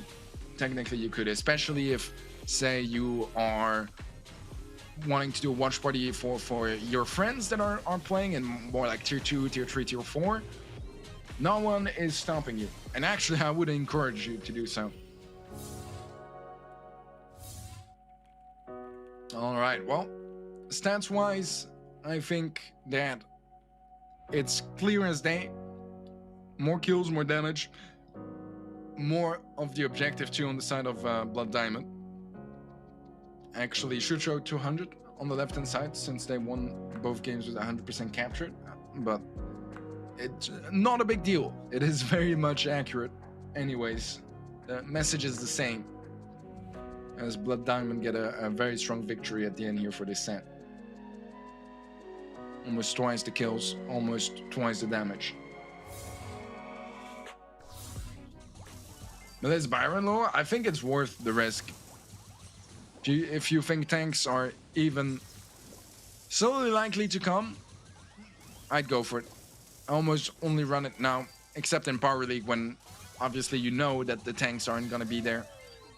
Nice super from Blacksy, able to deal with Yurcha, and this is creating a lot of space here for Blood Diamond, winning every single lane. And sure, this first bot is a tie, but their Bolt economy is gonna be vibing going from here, ensuring the second bot and ensuring they can keep as much control as they can. Now, I like the move from Serenity, focusing 2 players on 1 lane to help retake, but sadly for them, it's not gonna be enough. They lose both players as Javi and Rafa are able to confirm those eliminations.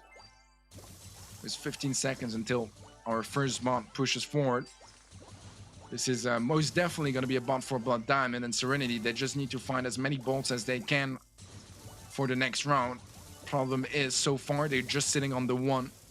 And if they can't find more control, this is gonna be extremely tough.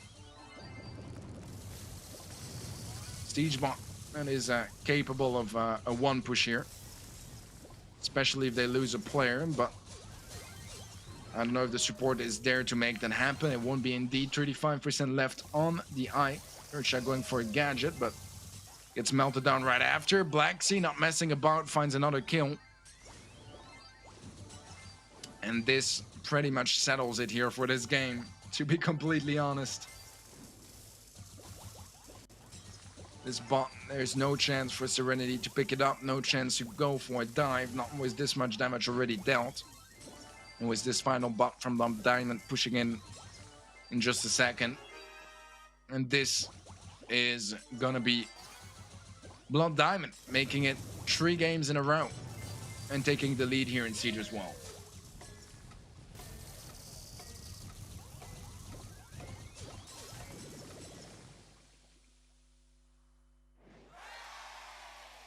So far, so good for Blood Diamond. And that's what I said earlier as well, right? First game, a little bit of a bumpy road. A bit of a tough game so far. But game 2 and here game 3, definitely shining on the Blood Diamond side of things. Last 2 SK Rip Naruto. I think you guys did great. I think you particularly played really well, man. You played really well. I don't know if you have any intent to play competitive next year, but I do think you absolutely have the talent for it. So if I were you, I would go for it, my man. I would go for it. I already have a good friend list with a lot of competitive players. Maybe I'll stream calls in 2022. I think that's a great idea. I'm guessing from your name, I would guess, but don't take it wrong if I'm incorrect. I would guess that you're from India. And overall, I think it would be a terrific idea if more casters or just streamers would cover the qualifiers and third-party events for other regions than EMEA, because EMEA is from far the one with most people covering it. Then you have obviously NA, which is close to being second, and the rest of the regions are a lot less broadcasted, especially for some smaller events and stuff like the monthly qualifiers. So I think that would be a really good idea, man. I think that would be a really good idea, and I would definitely be happy to promote you as well if you do so. Obviously, as long as things are family friendly and all that stuff, but we can get into more details if you actually go through with that plan. Still have some time until then, to be fair. Talking about time, it's gonna be time for Serenity to start securing some games, and so far it's not really looking like that. First bot is gonna be secured by Blood Diamond, and that's an even better start as far as I can say than the previous game, and God knows that previous game was pretty one-sided anyways.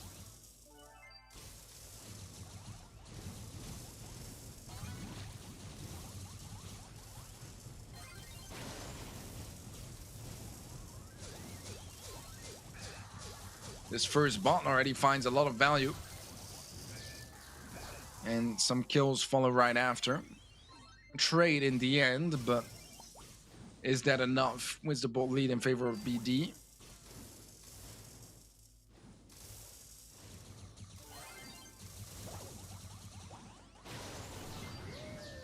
Ooh, Avi trying to go for a play, but not quite gonna work out. And finally, Serenity have some sort of control, but it's a little bit late. They'll get a couple of bolts in the pocket.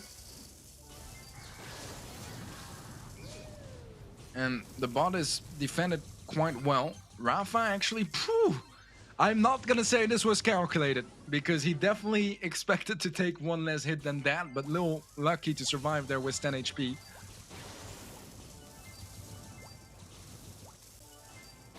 And bolt-wise, this is not the end of the world for Serenity, but they do need a bit more of a successful retake. Javi does get marked, but he's also banking a couple of bolts, finding a nice elimination on Busco.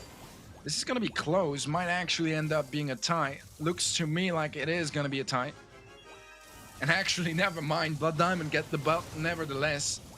That game was closer, but even if Serenity got the bot, they would still have had to deal 62% damage, considering that there were supers available on everyone, especially that mark on Rafa, that everyone was alive and healthy and ready for defense. There was not a chance here for Serenity, really not, because worst case it would have been a draw, and if it was even worse than that, as I said, the defense could have been very clean on the side of Blood Diamond. No need to see any defense here for Blood Diamond. In fact, it is going to be a 2-0 in Siege as well. 4 games in a row and getting dangerously close to a match point now. Serenity need to wake up. Otherwise, it's going to be the end of their run, the end of their journey here in this second season of GameStars.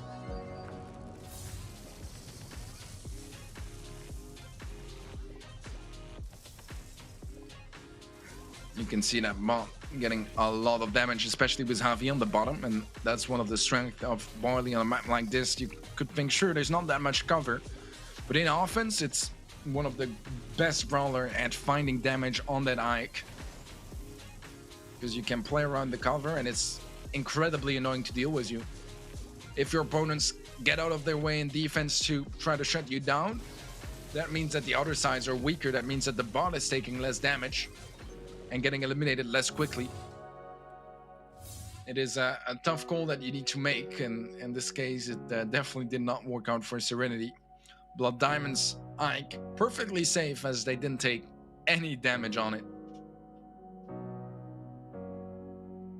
They didn't take any damage on it, and kills-wise, damage-wise, I don't think I need to explain much more than what you guys can see with your own eyes. Triple the damage, nearly, and over triple the kills. Actually over 4 times the kills, as a matter of fact. That is one dominant set here from Blood Diamond. And sure, a little bit closer for the last game, but still not nearly close enough. Pinball Dreams is going to be up next. And so far, I haven't really seen enough signs of life from Serenity that this is a set where they can pull off an incredible comeback. And sure, often with players that aren't quite as much in competitive, Brawl is the mode where they do the best, because they played a lot in ladder and all that stuff. But even then, look at that. Black Sea, I'm not sure why there was an elimination after 1/10 of a second, but it's still going to be a goal for Blood Diamond. And from our standpoint, it just looked like he walked straight up to the goal.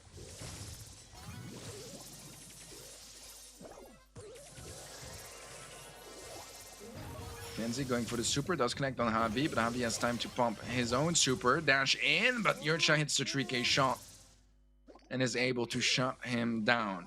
That was close though, that was very close. If there was a super, that could have been a trick shot.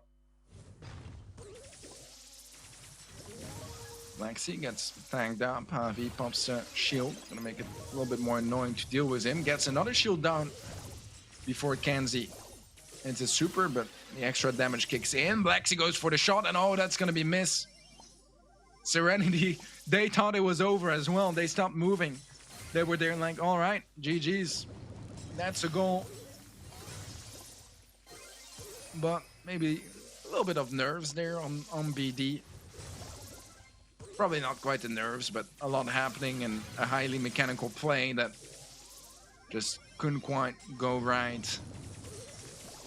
Blacksy though doing a great job at dodging, gets a reset on Yurcha's heal, but doesn't matter too much as the gadget was pumped anyways. Kenzie does have his own super, gets stunned in the middle of it, put to sleep, and that's a little utility loss, as they could really have used that map being opened up. Javi trying to walk it in. Does he have the HP to do so? He doesn't.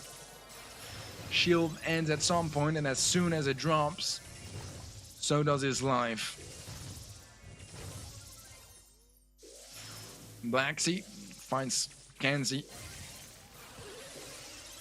Yurcha gets shut down once more, and sure, Blood Diamond haven't been able to confirm that second goal yet, but 1 is more than enough if Serenity can't find a goal of their own, and with 15 seconds left on the clock, it's looking less and less likely. And in fact, there's the second goal we were talking about. Blood Diamond at match point, and Serenity in a very dangerous position. Serenity needs outcomes, they certainly do, and so far they haven't been getting them. I can tell you that much, they haven't been getting them.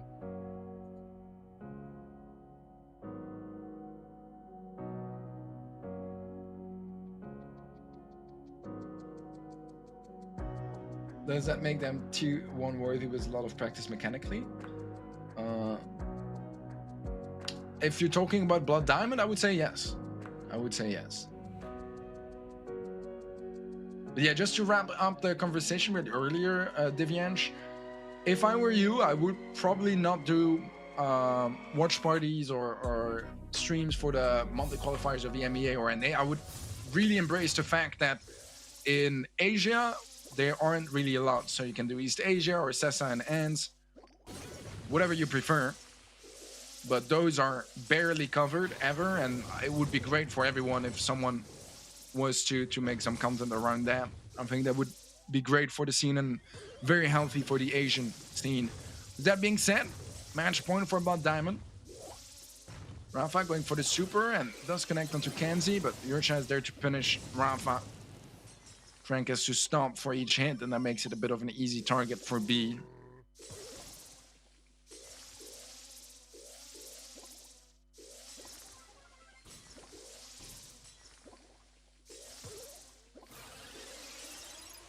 Avi was too slow onto Kenzie. This is troublesome as Rafa has a ton of health, walks it in, and Blood Diamond take the lead once more. Serenity, unless they can find a goal, they're a minute and 20 seconds away from being done for this season of GameStars. They do find some eliminations here and there, just the one for now, but Maxi got tanked up quite low HP. Follow-up shot from the B doesn't quite find a connection. This one does. Yurcha gets the kill, and there's a bit of a chance here for Serenity to create some space, push forward, get some more advanced positioning, especially if Busco can get his super or Kenzie can open the map up with his own. Blacksea falls. Kenzie goes for the stun, connects on Javi. This is an open goal. Goes for the bounce shot, and it goes in. Beautiful play there from Kenzie to keep Serenity in this game. I wouldn't quite say in this match because there's still 30 seconds left, and then the whole of overtime, and Rafa gets an important elimination. Does end up going down anyways, but Kenzie is low. Avi finds Busco, and this is looking amazing for Blood Diamond, getting those 2 kills. Avi has the shield available from his short shot, and that is gonna be GG's. Well played. Serenity had their chances in a couple of games, but it wasn't quite enough here. Nearly enough, in fact, as they didn't take a single game from Blood Diamond. Blood Diamond are going to the international playoffs. Serenity are going home, and that's gonna be the end of their run. GG's. GG's. Blood Diamond pulling off the performance we expected to see from them. Very much so. Very much so. Yeah, I mean, there's not too much to analyze here, is there? Just more talent, better comps, better mechanics, a better team winning against the other.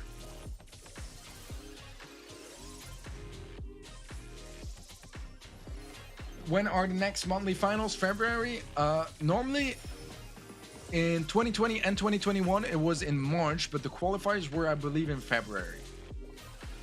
But I think this year it was very early in March as well.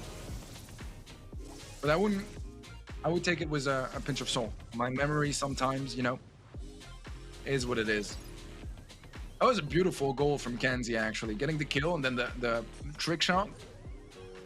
Great stuff. Great stuff. Nearly stumped on the line as well, but it did just barely go through. And stat-wise, it's closer, and it definitely felt like the games were longer and closer. But once again, still in favor of BD, and I don't think we need to question anything here about BD. They looked incredible and made it work and make it look easy, to be fair, and made it look easy.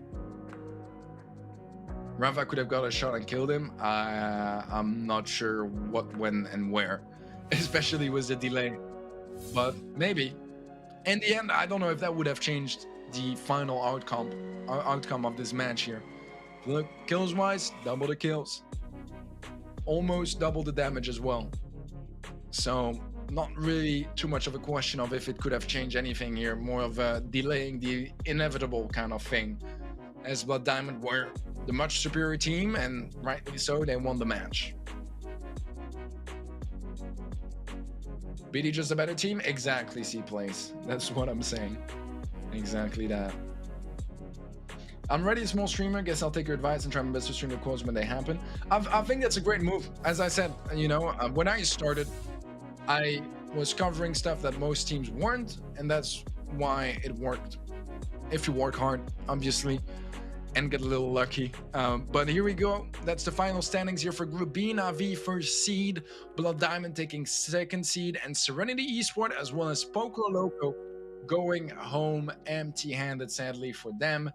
But as I always say, experience is what matters, and you can only gain experience by playing, by scrimming, and by competing in those third-party events. With that being said, guys, we are done with match number 2. That's groups B and C out of the way. Only group A and D left for today. The rest of the groups will be played tomorrow. We'll see you guys in a couple of minutes as we get through match number 3 for today.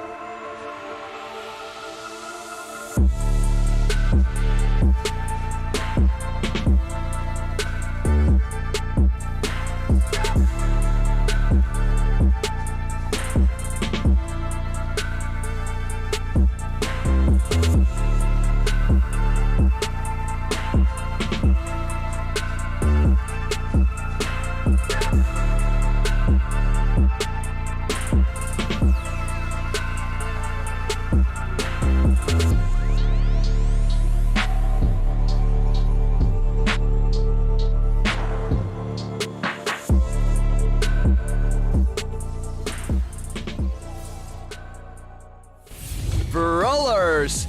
The showdown will make history! Best teams from Russia, Ukraine, Poland, France and Turkey. Winners of the Open qualifiers and top 8 invited teams will meet in a final battle for the champion title and a bounty of $10,000. Join the stream on December the 7th. Don't miss out on the epic international group stage of GameStars Brawl Stars Season 2. Welcome back. We have groups B and C out of the way. Let's finish things up with groups A and D. Bunker Esports versus Old Schools is gonna be our next match, and this is definitely on paper one of the more interesting ones for today. Let's give a look at the schedule first. We already went through Sky Blue versus SK. That was a 3-1 victory for SK, closer than we expected. And then we had a bit of a stomp here as Blood Diamond swept through Serenity Esports, not dropping a single game. Bunker Esports versus Old Schools is coming up next, and then our fourth and final match of the day will be later on, Blows Gaming against Platoon. So here is your schedule for today. Let's give a look at our standings for Group A. Bunker winning 3-1 against Old Schools, losing 3-2 actually in a very close match against Craze Clan, leaving Craze Clan in the first seed. Now Craze, they also beat Syria. They did end up losing to Old Schools in the elimination match, leaving us here with Bunker versus Old Schools for the decider match of Group A. That is pretty much the context here for this matchup. Now, a little bit more about the teams. Bunker Esports, they did qualify for the World Finals, but they ended up losing first round. I believe it was against INTZ, if my memory is correct. And a little tough year for them, a little back and forth. Nuts and Bolts in Siege, though, is where we will kick things off. Gem Ford and Jam Grab will follow afterwards. Dueling Beetles in Hot Zone is where the best of 3 ends, but if it gets to sets 4 and 5, we might see Safe Zone in Heist and Sneaky Fields in Brawl. So this is what we will be seeing in this matchup. Rather balanced maps overall, not too much long range, mostly around the mid-range, but in Safe Zone, a bit more of an open map. If we get to set 4, we'll get to see some action over there.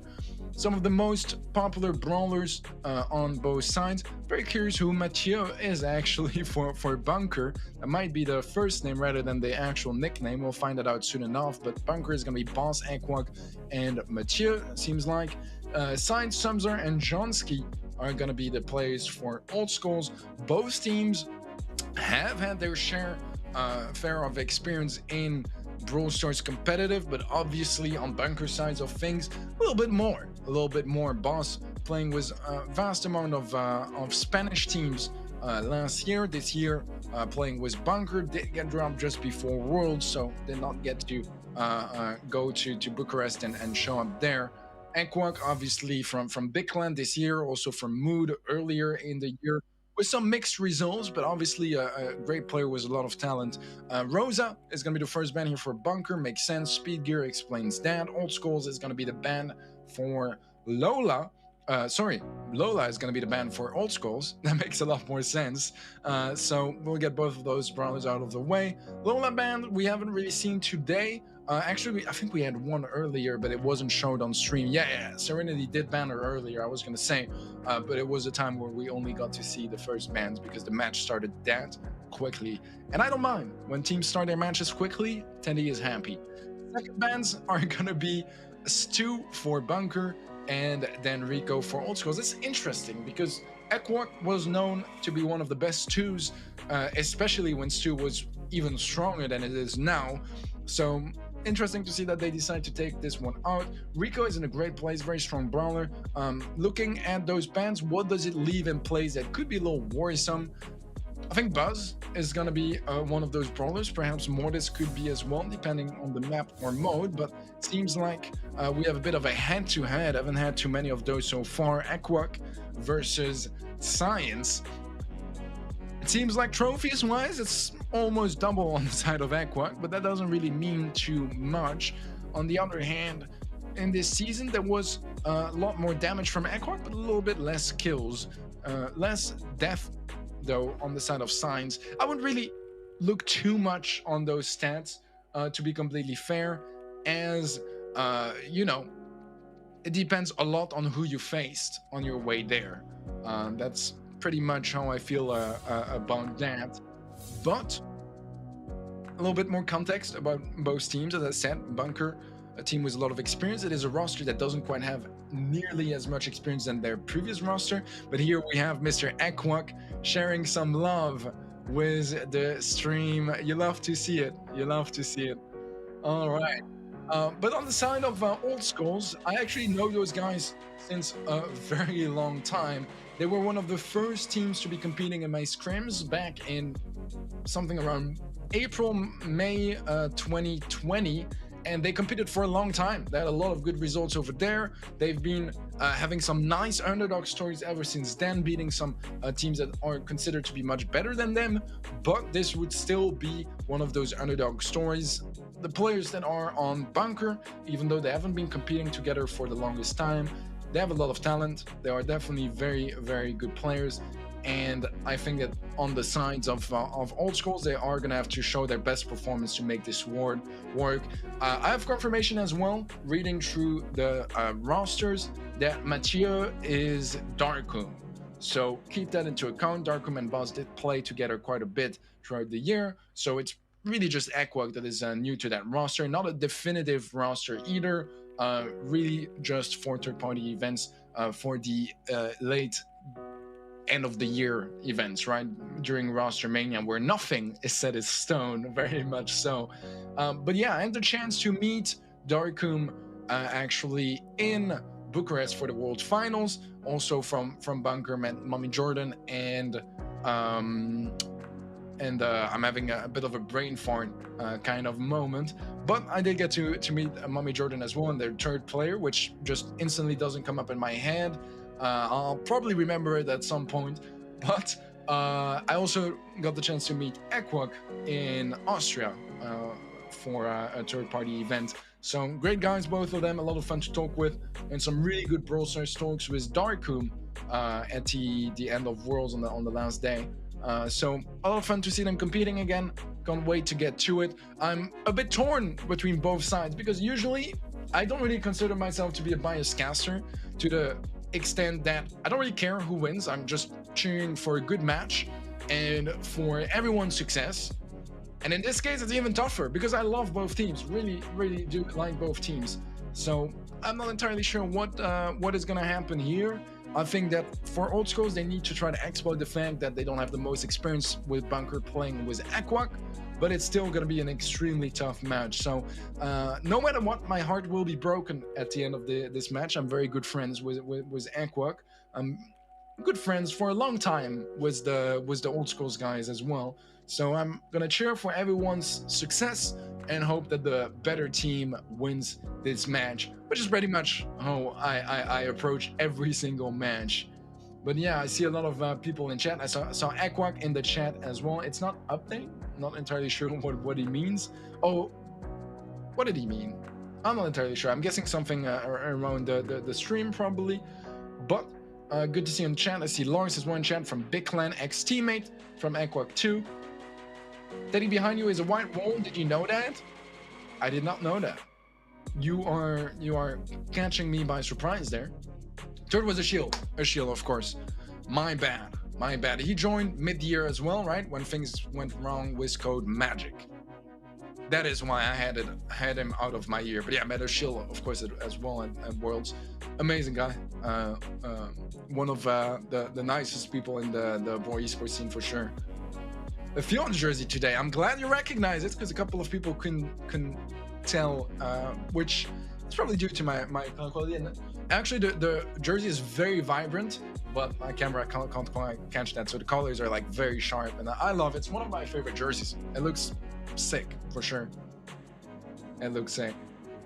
Ekwok, we need more emotions. I want to see Ekwok cry when they win. Can you do that for me, Ekwok? Can I get a crying Ekwok when they win? I can cry if you want. No crying pins, those don't count. Only actual tears. Only actual tears.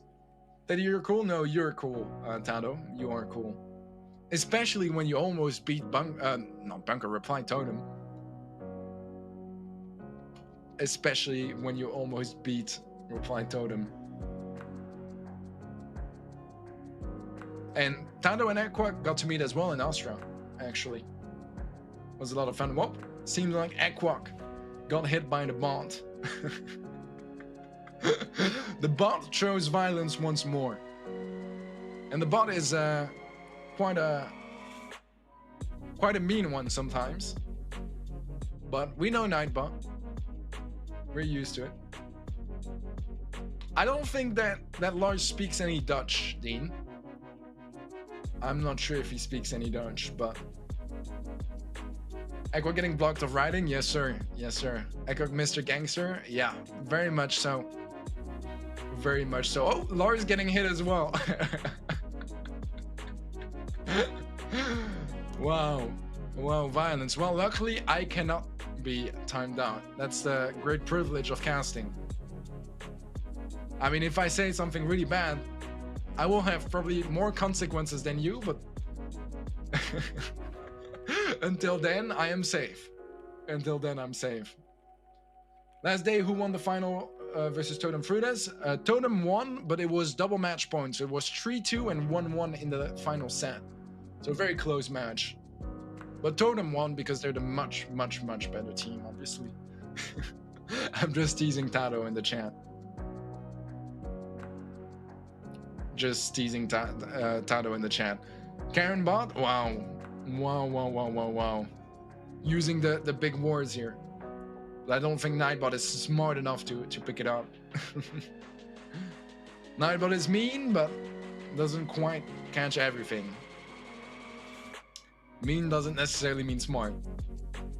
Otherwise, it wouldn't have bot in its name. But yeah, this should be a pretty good match. This should be a pretty good match. Nightbot owns big. It seems like it so far. It seems like it so far. Very much so. Yeah, we should be getting in soon enough. But yeah, this should be a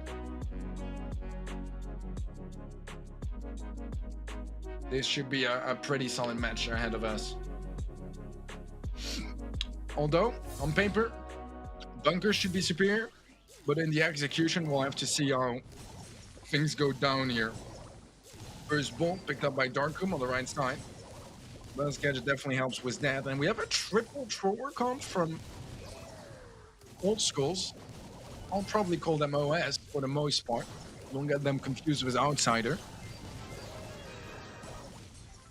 Triple Troy is a little bit scary with Buzz playing.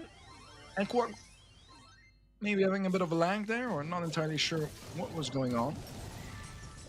Your boss's job is gonna be to try to make sure that Bolt doesn't get in the hands of OS.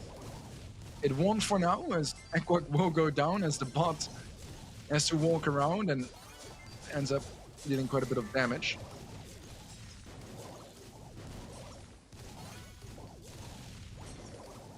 So far, control still for Bunker. Bolt is going to be blocked on the left side by the wall. But I think if you get close enough, you can still pick it up. Yeah, indeed. Darkum spots the opportunity and grabs it. Goes for the stun. It's going to get the kill. Won't be low HP, but gets to deal with the thick head as well. Not the easiest as a close range brawler, especially Buzz, to get in range of the bot and also of the thick head, and also not get blown up by it when it explodes. Radius is bigger than the hitbox when making it explode. So far, we do have 3 bolts for OS. Not the end of the world for Bunker, but they didn't deal that much damage, and that kill on the left side is a great opportunity. We have a trade on the left with that bolt advantage, though.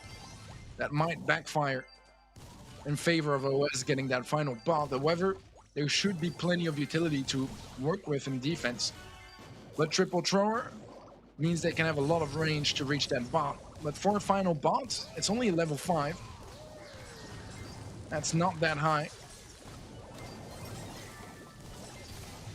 And that wall is gonna keep the bot away. We'll have to see if we get any strong dives. Yoshi wall plays by Samzar, and that's actually gonna help get enough damage to close things out. And OS is gonna be picking up that first game against Bunker. All right. Strong start on their side. I mean, it was close, it was tough, but they made it work. And that is equally as impressive as a stomp, but for different reasons. Nightbot is Big's manager. Oof. Nightbot is managing them quite roughly, though. Who do you think is a better EU team right now, or top 3 if you want? It's literally so hard to tell. I don't think it matters too much. You know, it's off season, starting soon. I would say that most likely AQM are up there. Totem didn't look the best. 2 days ago it was, or yesterday. So I don't know if I would put them up there. Maybe Tribe. Seems like they're playing really well with Lenan, but who knows for how long that is going to be the case, and if that works against any team either. But I think Clash are on the most solid end because they kept most of their roster besides Lenan.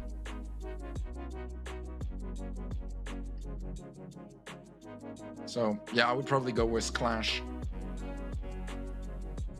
which has been a while, to be honest, that they were the best team in the NBA. Besides that, if you say just EU, Navi is looking really good too. Obviously, second place in Worlds. Not too shabby. Not too shabby. But I wouldn't put this current Bunker roster out there. I mean, probably top 10 in the EU for sure, but top 3 seems a little far-fetched. Old schools are decent. They really are, absolutely so. I've seen them have good results in multiple third-party events. I think including GameStars Season 1. Couldn't quite make it all the way, but it was in the middle of the year, so every team that was in the top was really, really strong back then.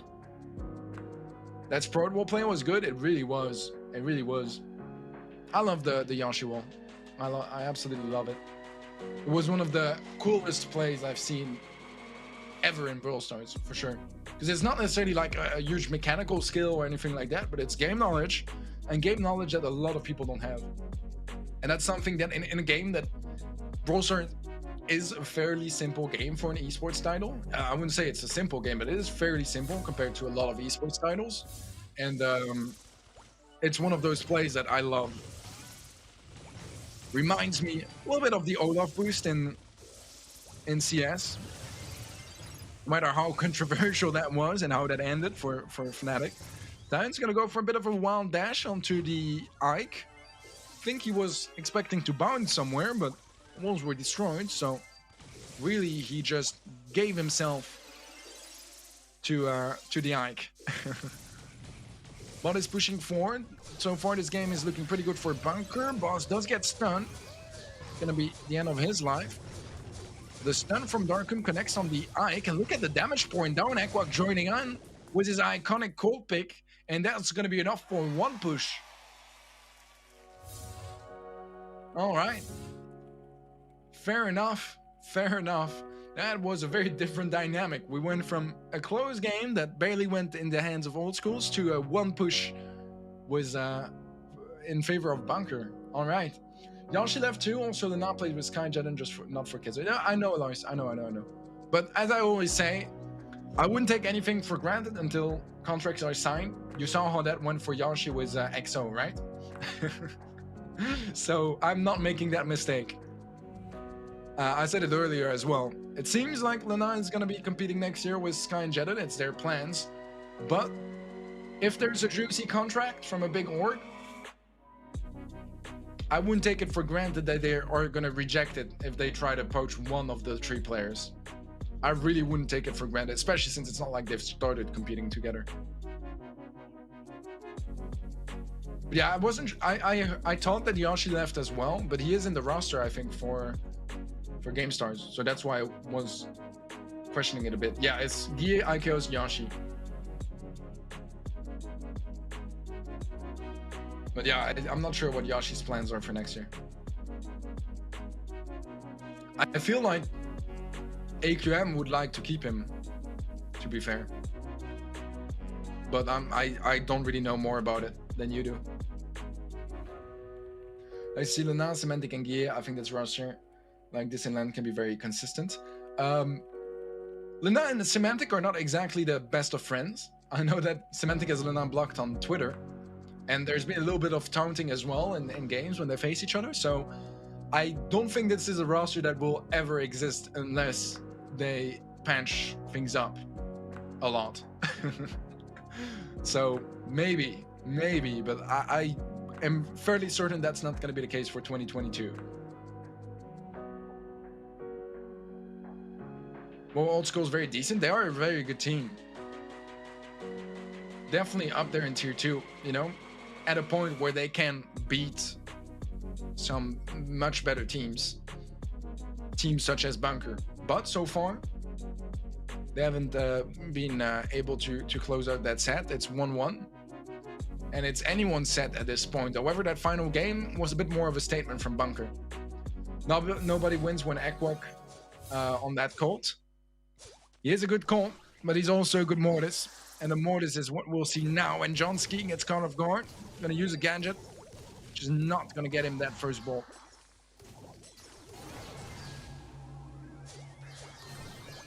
Ekwok going in will get punished with a stun. Gets a couple of tags off. Kill from Boss onto Signs. That first ball is surely gonna be secured by Bunker. And we saw earlier what they can do just with that first bolt. However, it might be a different story now that they have a Mortis that can't quite commit nearly as much to the push. And honestly, OS is a pretty good comp to deal with bunkers. Get it from Darkum. Bit optimistic. Johnski is gonna fall. Samsar has a charge shot. Once again, using the shield star power, by the way. We saw that earlier as well from the diamond.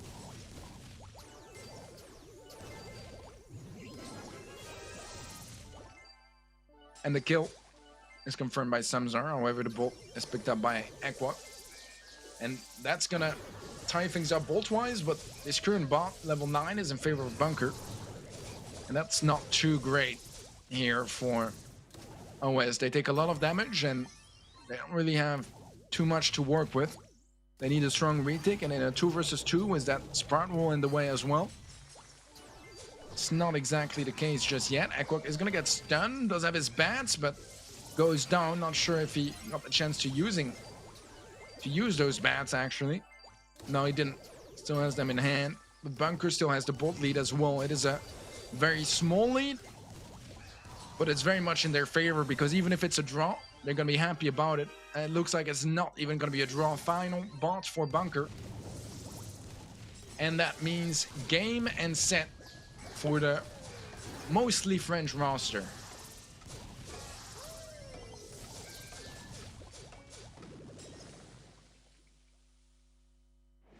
All right, first set in the bag for Bunker Esports. I'm wondering as well, actually, might be a little bit of just assuming things, you know, but Bunker Esports, usually we're called Bunker ROG, right? Because of their partnership with Asus ROG, but they still have the ROG logo in their logo. So I'm not entirely sure what's up with that. Could just be a different name.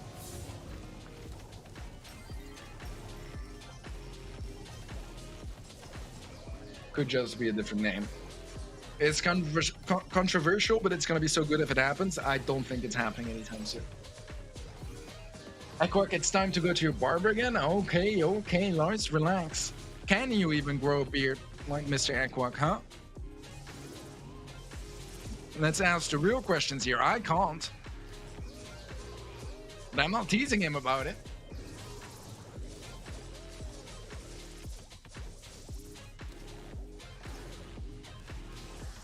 First set secured, and it was a bit of a close one, to be fair, but Bunker pulled through and take the win.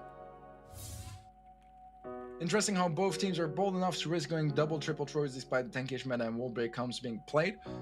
Very true. I was surprised by it too, to be honest. Overall, stat-wise, I mean, it's definitely across the board in favor of Bunker. Keep in mind that for the Siege, it's the damage taken by your Ike, not the damage dealt. So the lower, the better. In this case, 33,300 is much better than 130,236. And I'm never gonna read the exact numbers again like that. There's too many of them. There's too many of them. Gem Fort is gonna be up next. A bit more of a standard game mode. Maybe somewhere where Bunker can get a little bit more comfortable. But I wouldn't count Old Skulls out anytime soon. Definitely kept that first set very competitive.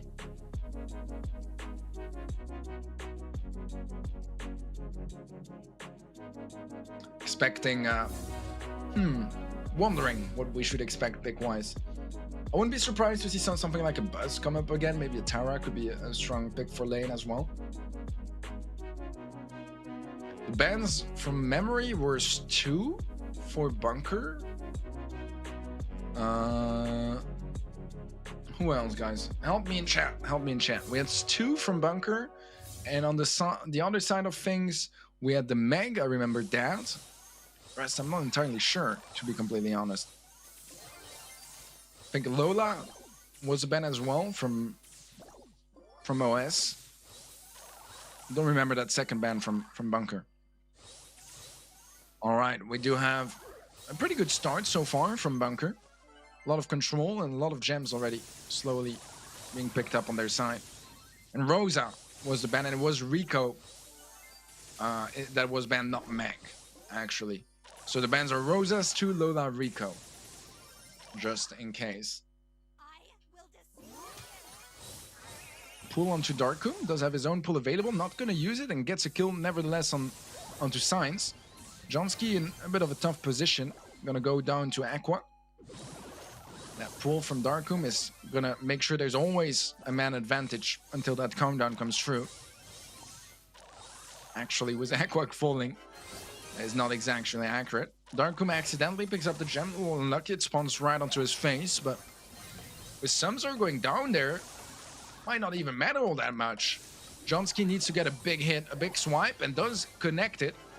But is that really gonna matter in the grand scheme of things? Now, Boss has the 10 gems, and all they need to do is protect him. OS need to pick up the kill onto him. Darkum is gonna get pulled, but so does Samsar. Not exactly sure if that was the play. But is there even a play at this point for OS? This is gonna be game 1 of Gem Grab going to Bunker. Making it 3 games in a row, and it does feel like Old Schools are a little bit more quiet after that initial strong first win in Siege. You were pretty accurate, Deviant. You were pretty accurate. That's the only thing is when I'm talking to chat, I'm thinking about so many different things because we, move from one topic to the other. So it's a little harder to remember the bands, but I did get them confirmed by production. So I'm very happy and thankful about that. So it was 2 Rosa, Lola, and Rico. Those were your bands. I think that makes sense. I really think that makes sense. Especially something like a Rico is so versatile. It's so good on so many different maps. It's a very, very tough brawler to face for sure. And Rosa is a bit of a nightmare as well. It's like you feel so powerless when you're facing a Rosa on a map with a lot of bushes. She can just run so fast and heal in the bushes and have that shield. It's like, does she ever even die? I'm not sure.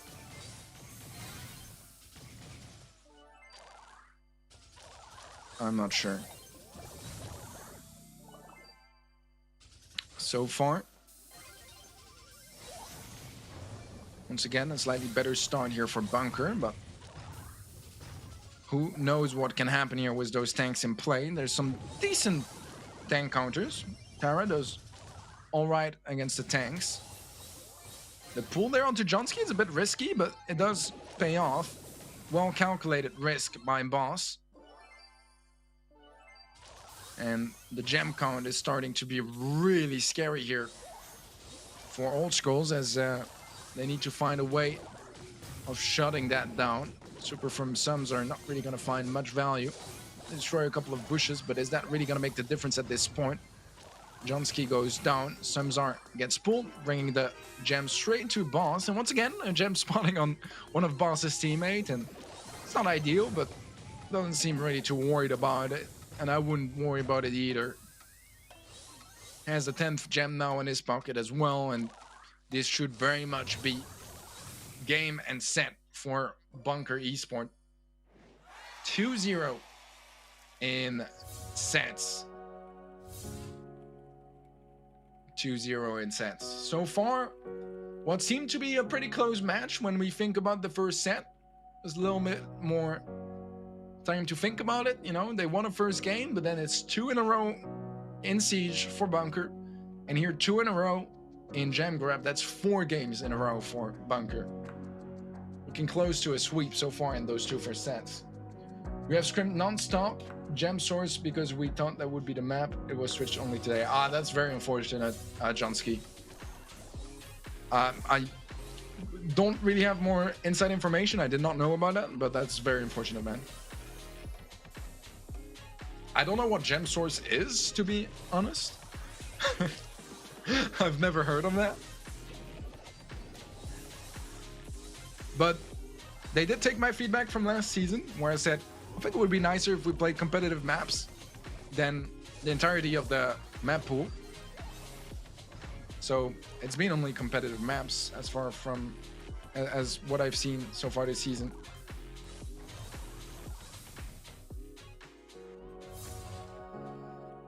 Gem Fort is hard. It is definitely a hard map. I feel so scared on that map sometimes, because when you commit to the mid, if you don't have like a natural advantage, like if you're in a mirror matchup or if you have the disadvantage, it's really scary to commit to the mid, I think, because you're kind of trapped in, you know. There's not, sure, there's 4 openings to go out, but they're very predictable when the bushes don't go all the way, so your opponents know on which side you are, and they can kind of be ready for you to try to make an exit. I don't know, I think it's a tougher map to play for sure. Dueling Beetles is going to be up next, and this is not the easiest map to play either, to be fair. Very control heavy, and we've seen it all on this map. We've seen the full destruction meta with the Colts and the Brocks and all that stuff.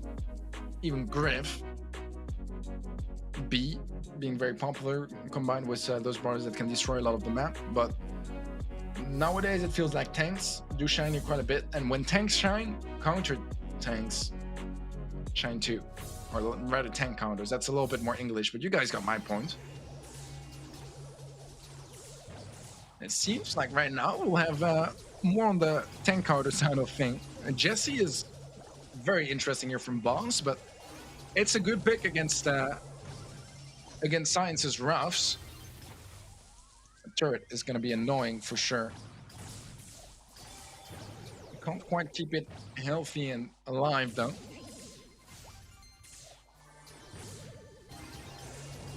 So far, a slight lead for Bunker, but nothing too worrisome just yet for OS. Where it gets a little bit more worrisome is the fact that they're behind by 2 sets. And that means that they need those games to go their way. Starting to run out of air. And that's not very good for their brains, is it? 60% captured by Bunker. What started as a fairly close and tight game, starting to be more and more one-sided. However, a nice kill there, and Equak low HP. It's gonna open things up a little bit more. Equak falls next. Nice respawn cycling on the side of OS.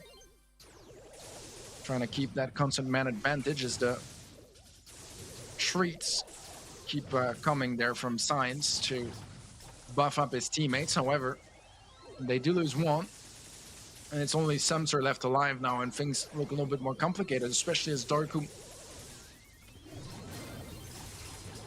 is in his mech and able to deal so much damage from afar, survive for so long, and secure yet another game here for Bunker. 5 in a row and a match point now in favor of Bunker Esports. All right, that doesn't leave that many options open here for Old Schools, but winning. They need both next games to go their way, and then all the rest of that. And that seems pretty unlikely now that we've seen 5 in a row for Bunker. And that's a little bit of a scary prospect here for Old Schools. They don't want their season to end here. They're a match away from the playoffs in the end, but it might be the match too much. It might be the match too much. So far, despite that first game going to Old Schools, it's been a very, very one-sided match. The games were getting less and less close, and Bunker are in a really good spot. Bunker are in a really good spot. All right, match point for Bunker. And Boss is dodging incredibly well so far. Does dodge a little bit less well after I say that. But it wouldn't be a Brawl Stars tournament without some Teddy Jinxes. Signs gonna get melted down by Boss up close. Boss on the right side of the wall, if you'd consider that's the side where the zone is, but it's also the side where Jonski can easily hit him and take him down. Aqua going aggressive, looking for that frag, is able to find Samzar. Signs is next to fall. And Aqua is, locked in. Locked in. Not ideal for him, but if you look at the percentages, I think he'll survive. I think he'll survive because so far, it's yet another stomp here for Bunker. And they don't seem to be stomping anytime soon. 75% captured, 25% away from the international finals. All they need is 20 more percent. And you guys will see them play next week, and OS will be knocked out. OS have so much catching up to do. It's looking complicated. As Aquak pushes forward, able to find the kill. Dickhead won't finish him up, and another kill from Aquak onto Samzar, and that's gonna be GG's. Final blow as Darkum swipes Jonski out of existence, and the Bunker get the 3-0 victory. Better score than last time they faced each other in the opening match of that Group A. And that's going to settle it here for those two teams. Old Schools will be leaving empty-handed, sadly. Won't be able to make it to the international finals, to the playoffs. But Bunker Esports rise strong after that first game. That wasn't looking too good for them. They did not stop. 6 games in a row, 3 sets to 0, and Bunker are going to the playoffs.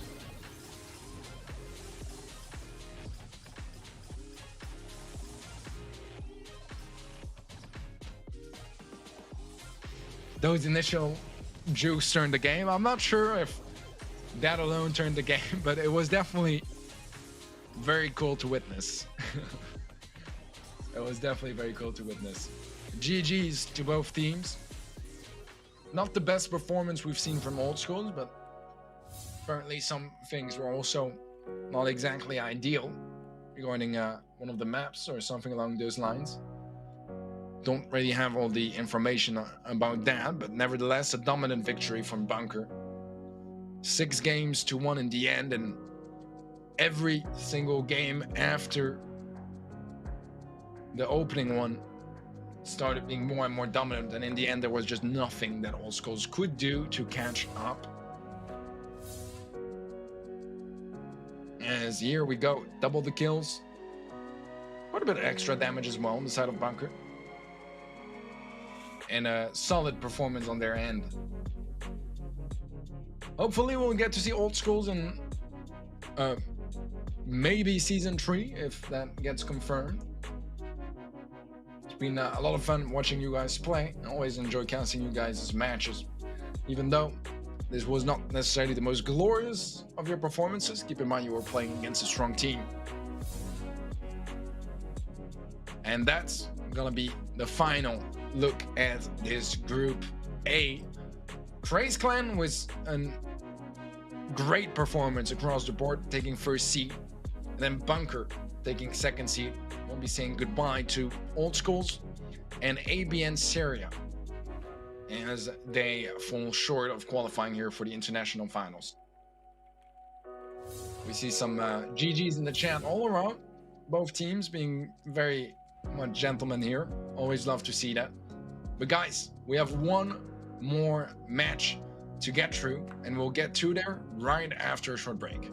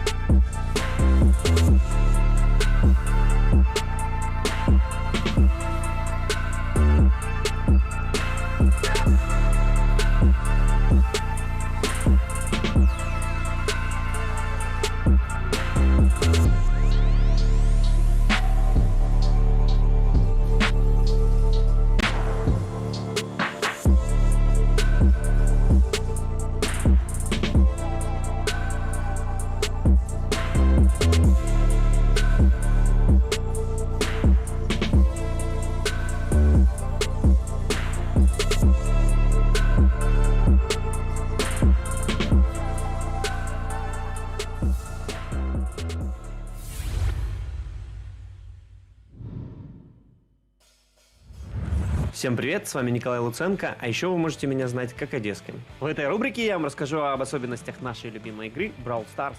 Давайте же посмотрим, что я вам приготовил. В продолжение знакомства с персонажами, давайте сегодня посмотрим на Фрэнка. Атака у Фрэнка — удар молота. Супер ошеломляющий удар. Один из самых популярных гаджетов — непреодолимое притяжение. В нынешней мете персонажа можно увидеть в Brawl Ball, Bounty, Haste и даже Hot Zone. Главная особенность Фрэнка — это невероятная сила и большое количество хитпоинтов. Да, это две особенности, но при этом это всего лишь один Фрэнк. Бежит вперед, принимает на себя большое количество урона как танк, он и есть такого класса, и при этом, когда он добирается до соперника, он выдает невероятное количество урона в ответ. Ну и там уже дальше держись, вражина. Персонаж достаточно ситуативный, поэтому выбирайте его с умом. Это все на сегодня. Надеюсь, что мои советы помогут вам во время предстоящих матчей. Смотрите применение этих и не только фишек на наших прямых трансляциях.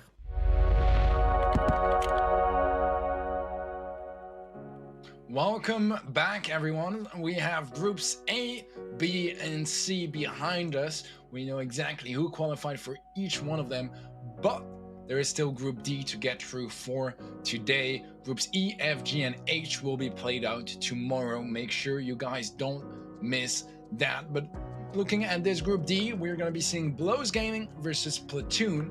Interesting match. I haven't seen Platoon play in a while, but Blows Gaming, they are also supposed to be the favorite teams in this matchup. Although at this point, I don't know what to think after some of the results we've had this week. Here are the schedule and results so far today. Sky Blue losing 1-3 to SK Gaming. Blood Diamond was a trio sweep against Serenity. Bunker was another trio sweep against Old Skulls. And Blows Gaming versus Platoon is going to be starting very, very shortly.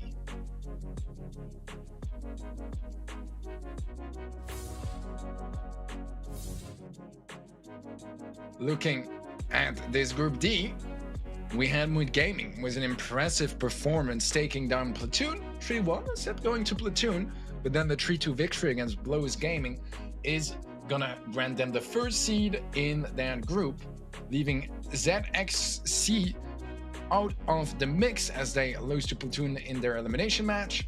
And then now we have the decider match, Blows Gaming versus Platoon, which we will be watching very carefully. It's definitely an interesting one. Platoon, a team from Belarus for the most part. I think 2 players from Belarus, if I remember correctly. I can double check that for you guys. Yeah, 3 from Belarus and 1 from Russia. We'll see who is going to be playing with their roster. Blows Gaming, you guys might know them throughout the year as Zero Zone Spain. They were acquired by Blows. The roster is Jaime, Bruby, Fede, and Carlos is their coach, also stand-in. And for the likes of Platoon, we are looking at Arrowverse, Flick, Cry Spirit, and God. So that is your roster for both teams. On paper, this should be a pretty one-sided match, although I've seen Platoon pull off a couple of upsets in Season 1, also in some third-party events this year, but I've definitely had my eyes much more on X-Zero Zone Spain, aka Blows Gaming, and I would be lying to you if I didn't consider them as a pretty heavy favorite coming into this one, but it looked like they did drop a set to Platoon, or that Platoon won a set, against Mood earlier this week, or last week rather. So a little too early to call, but on paper Blows Gaming are coming in here as favorites. We'll see if that comes true once we get to our match, but I don't know, I like both squads. I think they've had their ups and downs. Blows Gaming definitely is higher up in the rankings, somewhere around the top of tier 2, whereas Platoon is more in the lower side, middle side of things for tier 2. Also not necessarily always competing in EMEA, right, depending on the events. So that's all stuff to take into account for a matchup like this, and I'd be saying quite comfortably that I expect Blows Gaming to take this one fairly easily, but if there's a team that can prove us wrong, it is going to have to be Platoon.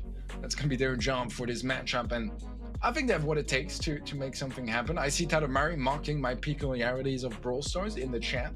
I don't like that, Tada. Watch yourself, otherwise I'll hire Nightbot to take a hit on you. And then you have Lois, being the polar opposite and being an absolutely adorable cutie in chat. You love to see it. You love to see it.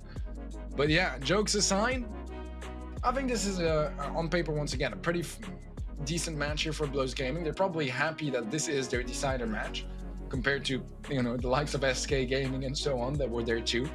Especially since Blows were very close to beating Mood in their winners match for Group D. So looking at all of that together, I think it's fair to assume that Blows Gaming are pretty sizable favorites coming into this match.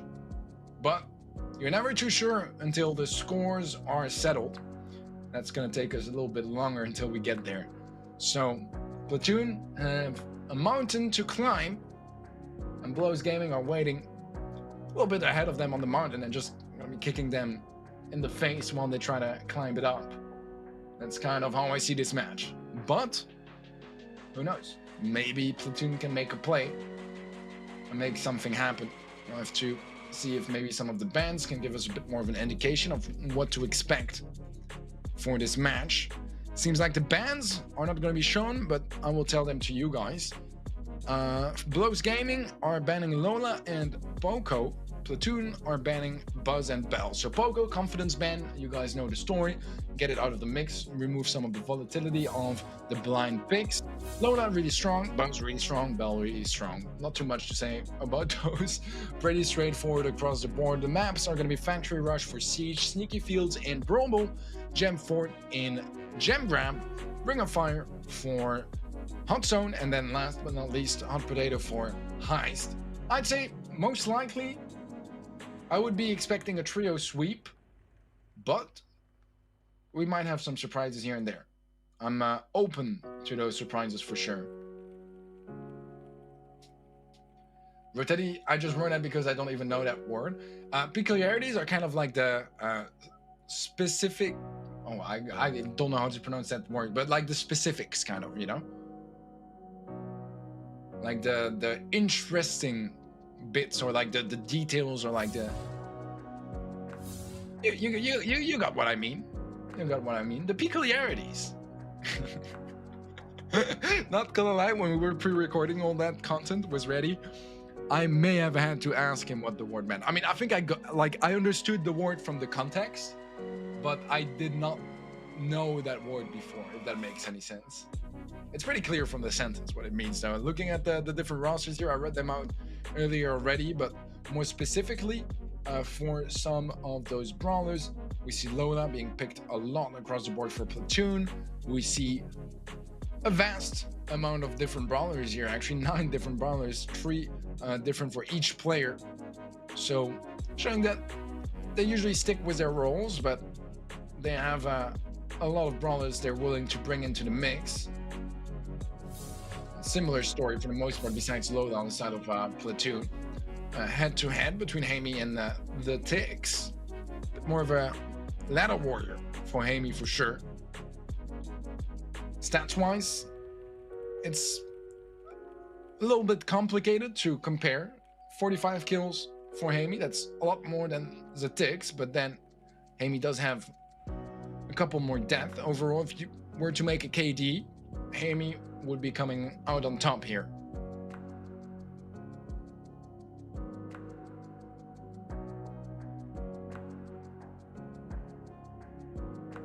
Heard you mentioned Olive Boost. You watch CS a lot. I may have played an incredible amount of CSGO.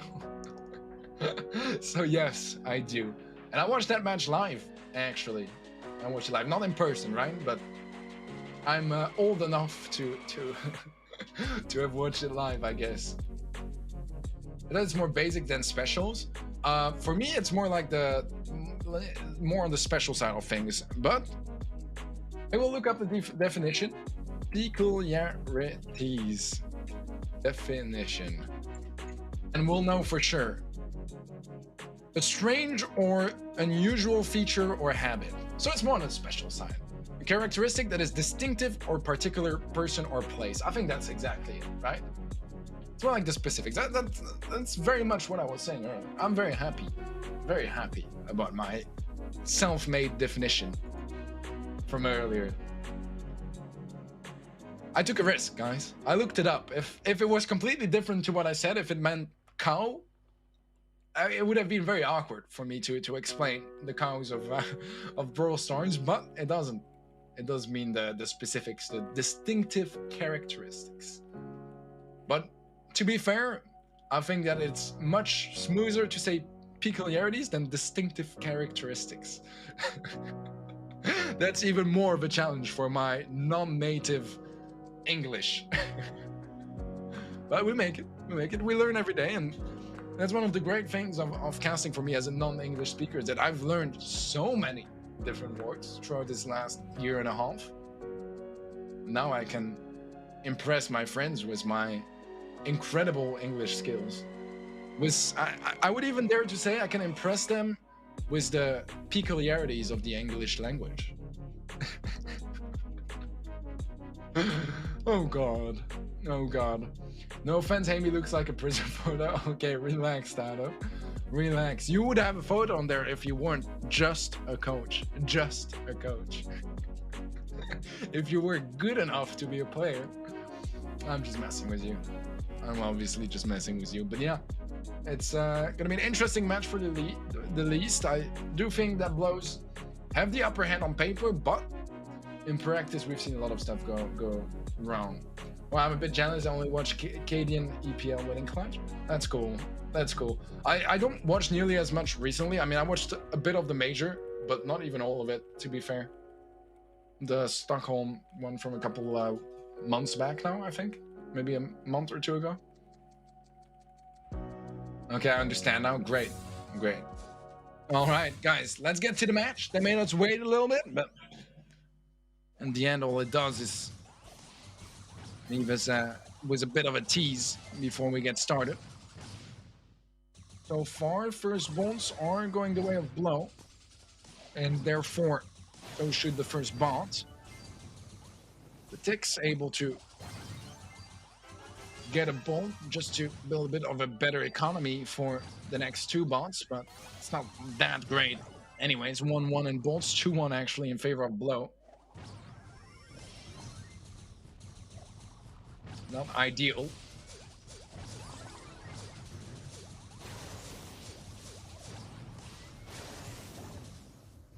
Won't find a single tick of damage on that eye, rather. Ticks. Need to find that elimination onto Brewy. I will do so successfully. Fade falls next, and this is a flawless retake from Platoon, only leaking one ball to Blow's economy, and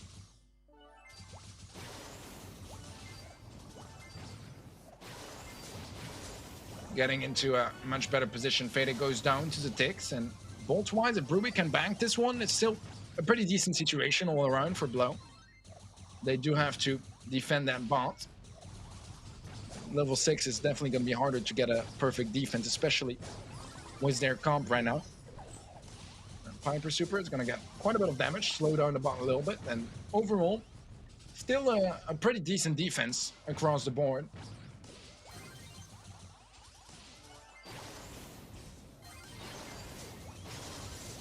Flick takes quite a hit. Fade able to get the elimination on the Ticks.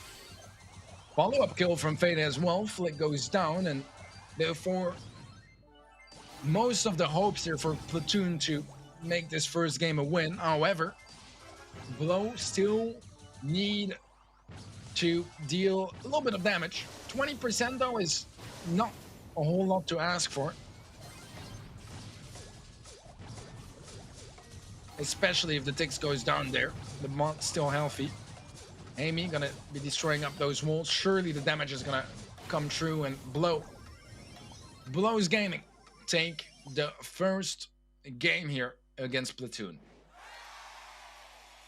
Thoughts on Boomble's proposal? First of all, I know it's pronounced like Boomich or something like that, but I pronounce what I read. That is the rule for a caster. Except for Shtatempo. That I had to learn the hard way. I'll talk about that later on, but my thoughts on Booble's proposal. I mean, I think it's cute. I do think it's kind of like cringe and kind of like a lot, you know. I I don't know if they like planned it or not, as in if she knew, because it is a lot, you know. There's like millions of people watching live. I don't know. I think it's kind of sus. Like if someone did that to me, I'd be there like, hell no. without me.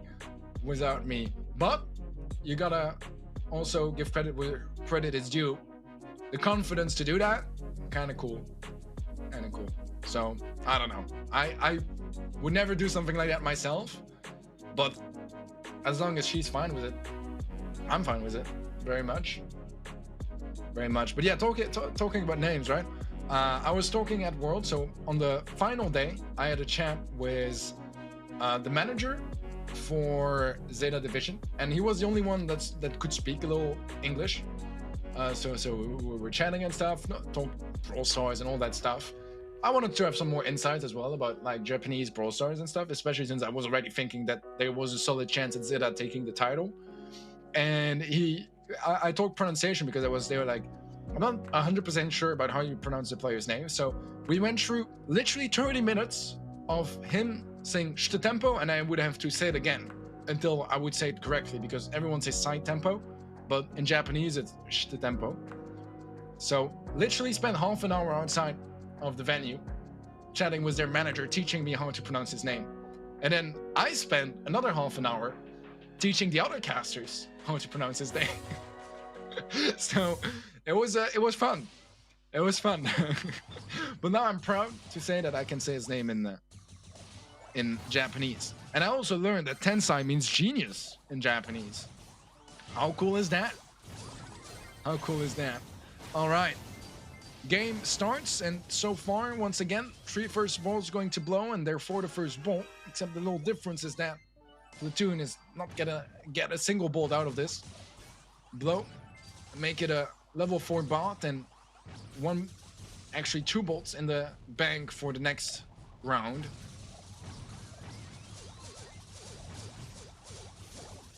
Fade taking quite a bit of damage. It's gonna fall, but doesn't matter too much, especially with Mortis. Can get back in position in time. Amy, though, not gonna have the easiest time with a stew in his face. We'll have to fall back. Fede committing. Getting the bolts to safety. Ooh, that was a nasty double kill from the Ticks. Very tight angle, but hits it nevertheless. And this is actually a little scary now, because it's a draw, and that means that Platoon, they kept a little bit of control out of it, and were able to stack up a couple of bolts afterwards that usually would go towards that final bot. And now Blows need to really clutch up.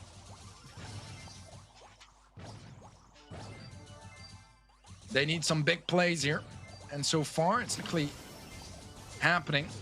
If there's not a team wipe in the next couple of seconds, this is most likely going to be a game for Platoon, at least a bot for Platoon.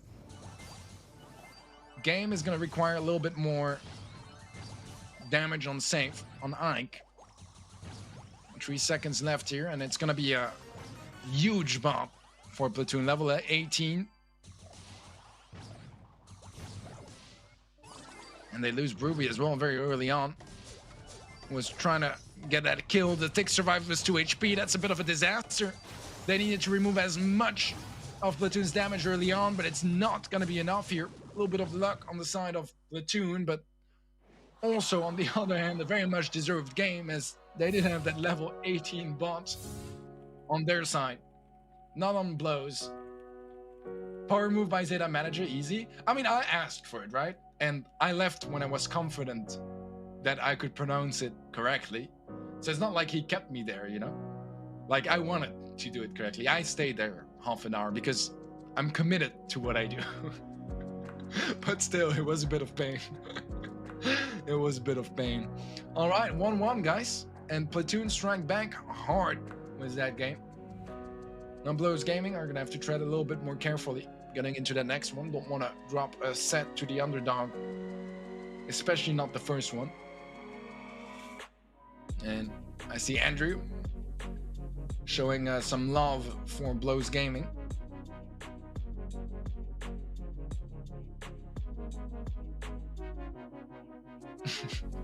And the bot hitting hard. The bot hitting hard as the siege bot almost. Do you think that secretly Nightbot is the sister or brother of the siege bot? Things to think about, guys. Deep stuff, deep stuff. But yeah, we'll have to see a third game of Siege to settle things between Blows Gaming and Platoon. And so far, I'm impressed by Platoon. It was a strong game from them. A very strong retake and a very nice hold. And sure, a little bit of luck and fortunate things happening on the side of Platoon. First of all, getting the draw, because it could have been also a bot for them or a bot for Blows. And secondly, surviving with 2 HP on this 2, that's rather fortunate, but I don't think it would have made a difference. I don't think it would have made a difference. However, no, I have to keep it up like that no matter what if they want to have a chance here to take that set. And so far, it's been Blows with the more consistent starts. And in Siege, start is so important. It really is.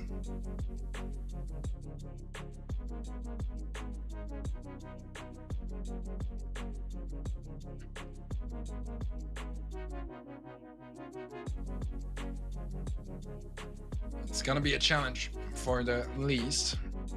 They're taking the well to ready up. Daddy, it's weird chatting with so much delay. I'm sorry, it's not really up to me, sadly. If it was up to me, I'd have all of you guys in a room with me, and I'd yell at the audience, and you guys would be there like, "No, this is a bad pick." I'd be there like, "No, I think the dynamite works great on Snake Prairie." You know what I'm saying? But sadly, COVID. Sadly, COVID. I can't wait, man. I've only had one LAN event with a public, and to be fair, most of them weren't there for Brawl Stars. So it was definitely interesting having a crowd that doesn't really care too much. But it also helped because it was my first LAN event then, and I was kind of happy that they didn't care too much, because then if I mess up, they wouldn't know. They wouldn't know. But I can't wait. Like, that's the thing, you know, we're talking about CS earlier. With those mainstream established esports, they have a lot of those big fans, you know, and already the Brawl House gave me a bit more of a vibe like that, because everyone cared so much about Brawl Stars and were cheering and knew what was going on and hyped up. And sometimes we could hear them, or even just the players at Worlds, you know, we could hear them on the stage yelling, screaming, and being so excited or so upset when something bad happens. And I want more of that, man. That emotional connection you build up with the players is so important to me. I think that it's one of the big challenges of the online era, of having to, you know, deal with COVID and do so many events from home. It's that, right? The fact that you lose a bit of that personality for each player, that emotional connection. And that makes it so much more entertaining when you're able to relate better to the players, to understand the emotions they're going through, and to relate to them, right? So I'm looking forward to more LAN events, to more in-person events in general. But I'm sure it's only going to be getting better from now on. I mean, it's been... How long has it been since COVID hit, right? It's getting closer and closer to 2 years. It's wild. It's absolutely wild. But I'm optimistic about the future, and that's the thing as well. You know, when I go to those LAN events, that's where I think like this is the job I want to do for the rest of my life, if I can. You know, I think it's the same for players as well. I think it's the same for the players as well. Well, I'm not gonna name dropping too much, Tado, because, oh well, actually you're just messing with me because you were there too. Because you were there too. But I don't want to name drop too much, because the main focus should be GameStars, because that's what's going on here. But since I'm solo casting and the players are taking their sweetest time, I'm allowing myself to drift off the conversation a little bit more. But that's solo casting for you.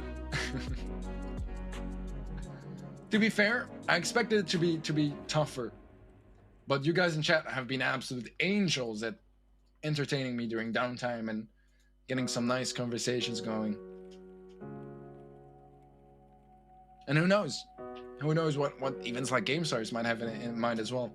There's not GameStars specifically, but there's tons of events where I've seen that, you know, they were planning to do it offline if conditions applied. And obviously COVID not exactly working with us, but the future might tell a different story. I think it would be great. I think it's the next stage as well, right? We have a ton of competitive events now in Brawl Stars. It's gonna be time at some point for tons of LAN events. And look at that, a great start from Platoon, but not great enough to secure the first bolt. However, we'll have a pretty solid bolt economy just off that first preparation phase. 4 bolts in the bank. That's almost perfect. That's almost perfect. The Ticks using gadgets to open things up. And oh, seems like Fade is having a bit of a technical problem. And I think that blows are showing signs that this is not going as planned. That there might be a bit of a connectivity issue.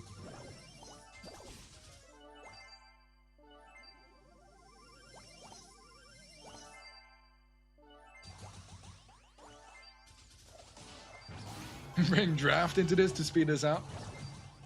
Well, this is not exactly speeding it up, at least. Hopefully they don't defend and the siege bot goes through, and then we'll see what the decision is from the admins. But not great. Definitely not great. Don't love waiting for 5 minutes between games and then and then there is a problem, but we're all in the same boat, guys. Players are not gonna love that. GameStars not gonna love that. And you guys and myself, not either. That would be wild, Tyler. That would be wild. Maybe at some point. I mean, it does seem like game is going to Platoon on the scoreboard, but might still be a rematch. I'm gonna wait for confirmation.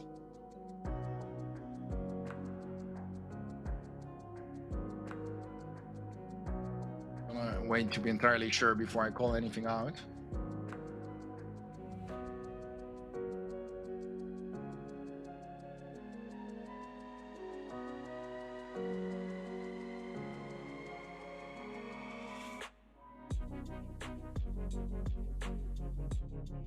Should have some news really shortly.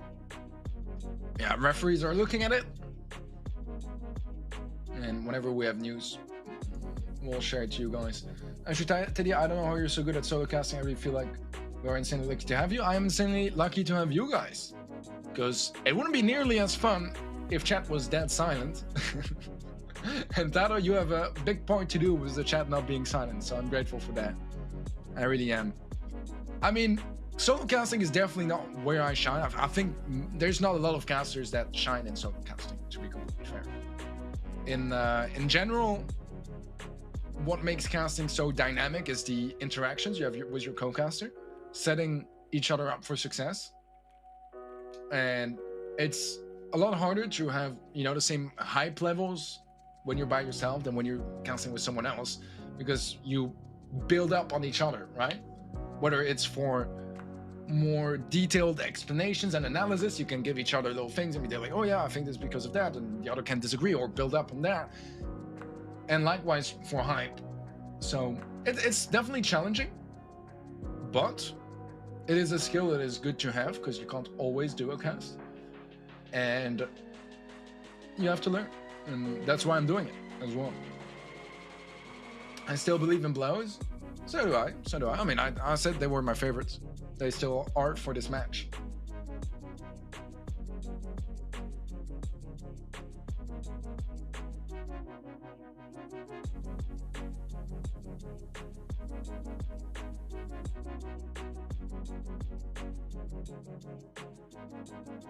Not exactly sure what is going on behind the scenes, guys. Still waiting for an answer from the referee. And then next to that, seeing if they can fix those problems on their side, because it doesn't seem like a coincidence that they took like a big 5 minutes to ready up and then it doesn't work. No worries, Tato got you. I appreciate that.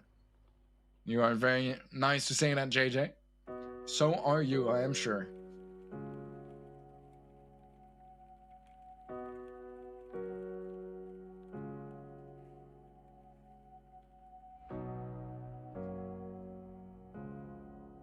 All right, they're waiting for some more information from the teams. Always very professional. I try my best. I think that I've had the chance to watch a lot of esports before ever considering being a caster. So I do have a little bit of a background regarding that, or at least knowing how things are done elsewhere. And I think that that can bring sometimes a little bit more maturity to Brawl Stars as well. But I have to remember, I'm 22, so I've made plenty of mistakes. I've said plenty of very silly things as well. So, you never use filler expressions? Oh, I do. Trust me, I do, but they're a little less natural to me because I'm not native English, so they're not like, you know, waiting there at the end of my tongue. I have to think about it before I tell them, so there's a bit more of a process before I say something to fill. But I definitely have filler expressions. But it's the part of learning as well. I had more before. Especially since I VOD reviewed a lot and watched a lot of other casters at it, whether it's Brawl Stars or not. But for Brawl Stars, for example, I picked up so many bad habits from other casters where, for me, because I watched it and was listening to it so carefully, I was like, okay, that's a good thing to say. And later on, I was like, maybe I should try to have a little bit more variety in my vocabulary. But it takes time to learn more words, more expressions, as you say, and have a bit more of a rich vocabulary, basically.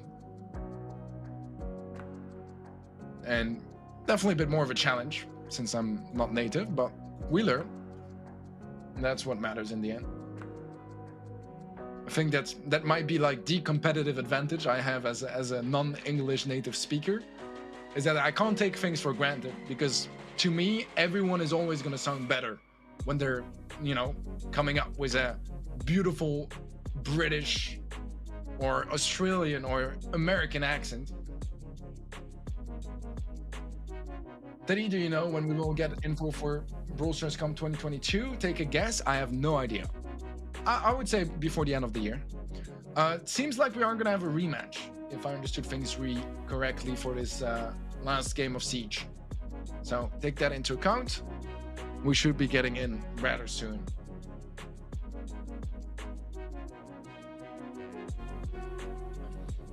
Hopefully, we'll have less issues getting into that next game.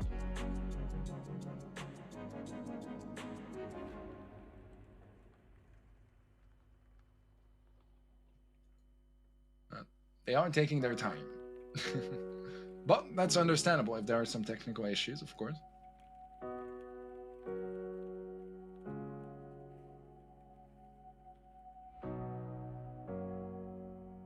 But yeah, I'd say for BSC 2022, most likely than not, I'd expect something before the end of this year. But I genuinely do not have that information. I know some things, but not a lot, really not. Supercell do a really good job at keeping things discreet. All right, the remake here of the third game of Siege. Once again, first ball going to Blows, but second one is for Platoon. And that third one, I don't know if it can get picked up in time. Yeah, just barely in time. And that means bot for Blows. And not that many bolts picked up afterwards for Platoon either. It's going to be 2 for Blows Gaming. I'll be pretty happy about that. Good bolt economy. Already destroyed the walls in front of the Ike.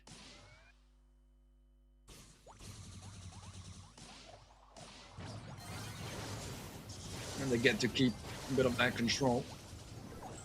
Get it, taking in a bit of a pinch, almost gets the kill there. But just slightly too slow on the bats.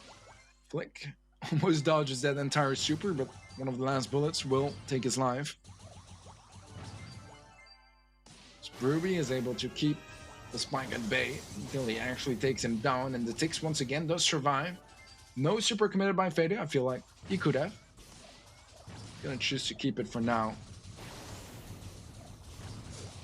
And the bot has a direct path straight to the eye. A little bit of damage follows. 3 bolts are picked up in that preparation phase by Platoon. They'll need some more to secure that bot. Fade takes a lot of damage, goes down. This is where things can get quite catastrophic for Blows Gaming, as the Tix is still alive as well and dashing around the map. And that bot is gonna be secured by Platoon, so now Blows need a good defense. So far, Blows, pretty disappointing performance, in my opinion.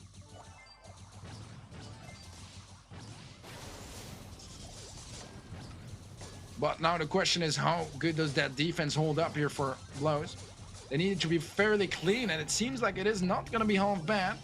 However, Flick survives, a little bit more damage comes through, but it's not going to be enough, and Blows do take the set, but much closer than I would have anticipated.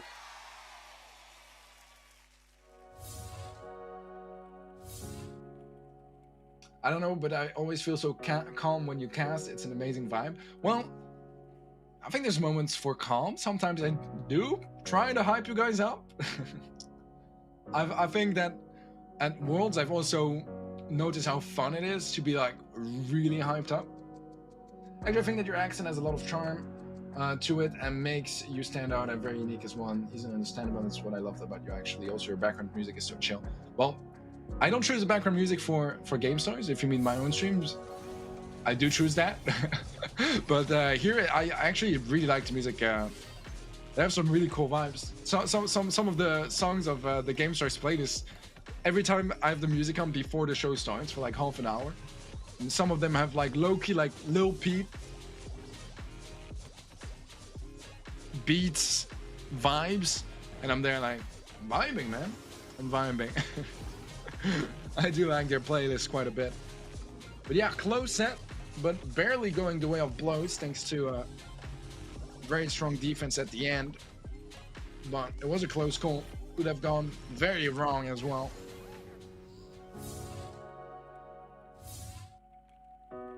Sneaky Fields is gonna be up next, and that is an interesting map now that the speed gears have been added to the game.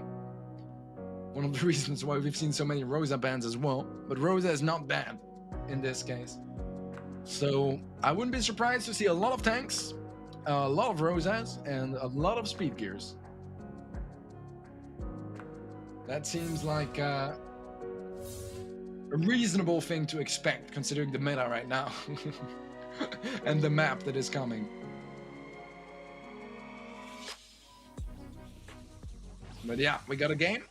Let's go check it out. And we don't have that many tanks and just a one Rosa, I think, but we do have a Rosa. I'll take it. I'll take it. And the rest is mostly tank combos, to be fair.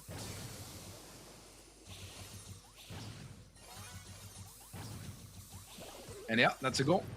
I don't really know. I just really don't like the comp from Blows. Like, I think it's okay, but I feel like Rosa is so dominant and they didn't ban her, and it's kind of scary, to be honest. Fast forward, the Tix is going to go down. Flick trying to stay alive as long as he can. Won't get shut down. Now Blows have a little bit more control, a little bit more positioning, and nice skill from Haney onto Cry Spirit.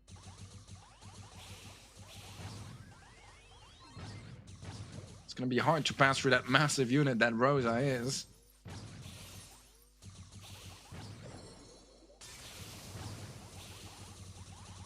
But Blows are doing a pretty decent job here. All right, go behind, so they pretty much have to if they want to be competitive in this set. Amy is pushing forward. Gadgets is not exactly pumped with the best timing there from Flick, but kills come true nevertheless. And the defense is good from Platoon. Flick pushing forward, finding Brewby. Trader gonna use a gadget to heal himself up, and this is gonna be a goal. Yeah, I really did not like that comp from Blows. I feel like it was very meta unaware. At least that's how it felt to me. Maybe they had a different read or expected something different to come from Platoon, but I feel like with the state in which Rosa is right now and the fact that they didn't ban it, I don't feel like they had a good comp to deal with it. And it showed. And it showed. I don't love Byron on this map, although he was finding some decent value. I think Rico is okay. I think Spike is okay, but I feel like Byron is just such a big weakness to them. And the fact that he was still one of the players performing the best out of that game is very surprising to me. But the result is the same. It's Platoon taking that game, and I don't know. I feel like comp-wise, it was just pretty weak, man. It was just pretty weak. I feel like if you don't ban Rosa here, you gotta go Rosa or probably bring in the M's or something like that. But this was just not that solid. Because even Spike, he deals a lot of damage, but his gadget is going to be entirely useless against this entire roster of Platoon, and against a Rosa it is pretty useless as well. And sure, he can melt through a Rosa if she doesn't have her shield and if she's not in bush, but if she's in bushes, she's already going to be healing up a lot, and if she has her shield, even a Spike is not going to be putting an end to her push. We see a similar comp once again, but actually we do have the Rosa now, and the difference is night and day here as Blows find a quick goal. Still a little bit salty, feel like this should have been the comp they brought in game one. Flick, going for the slow. The end, Ruby still wins that fight. An overcommitment there. Amy gonna pass it forward, but the Tix is there to intercept it for now. Pass to Fede. Fede was the stun and shoots the ball straight through him. Quick game this time around here for Blows. And Rosa diff. What can I say? Rosa diff. Both comps weird in my opinion. I mean, I think they were both pretty interesting, but I do feel like Ems does a pretty good job at being with Rosa, because it means that you can still win if you are facing Rosa yourself, which I would 100% have expected, considering it's Rosa and speed gear and this map. But Blows, they bring in the Rosa, and it's a completely different story. A completely different story. I have to see what Platoon's answer is in game 3. It better be good, because you never want to lose 2 sets in a row where it was 2-1, 2-1, right? That's not ideal. I'm in a country, it's 1:41 a.m. here. That's late. Where are you from, NeoGamer? That would be Asia somewhere, right? I would assume. Like, maybe India? Or not too far from there? But I'm not a time zone expert, so I might be completely wrong. Just trying to do some math in my head, and we do have pretty good push there from Blows early on, and it seems like Rosa was really just what they needed.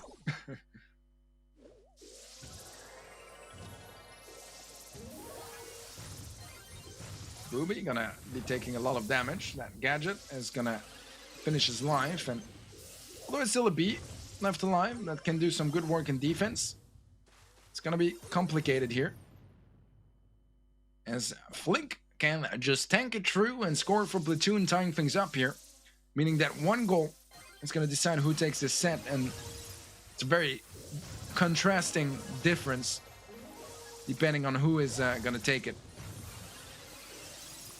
Ruby in a tough position, does somehow survive, but what matters the most is that fight that is won on the right hand side.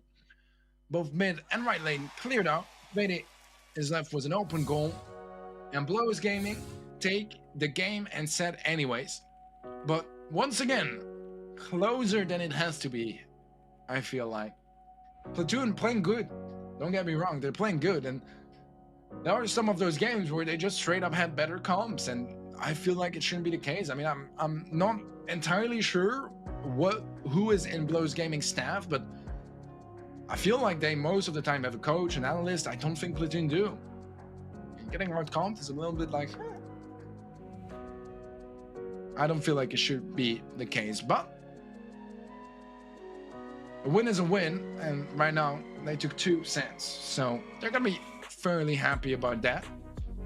We'll have to see if they can keep it clean in the 3rd set, or if Platoon is gonna still give them quite a bit of a fight over there.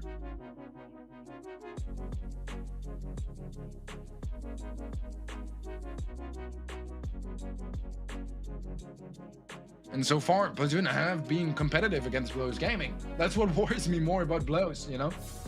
I feel like any day, I told you guys even before, I'd expect a sweep. That's not what we've been getting so far. And sure, it's 2-0, but the games were close, and the sets were even closer.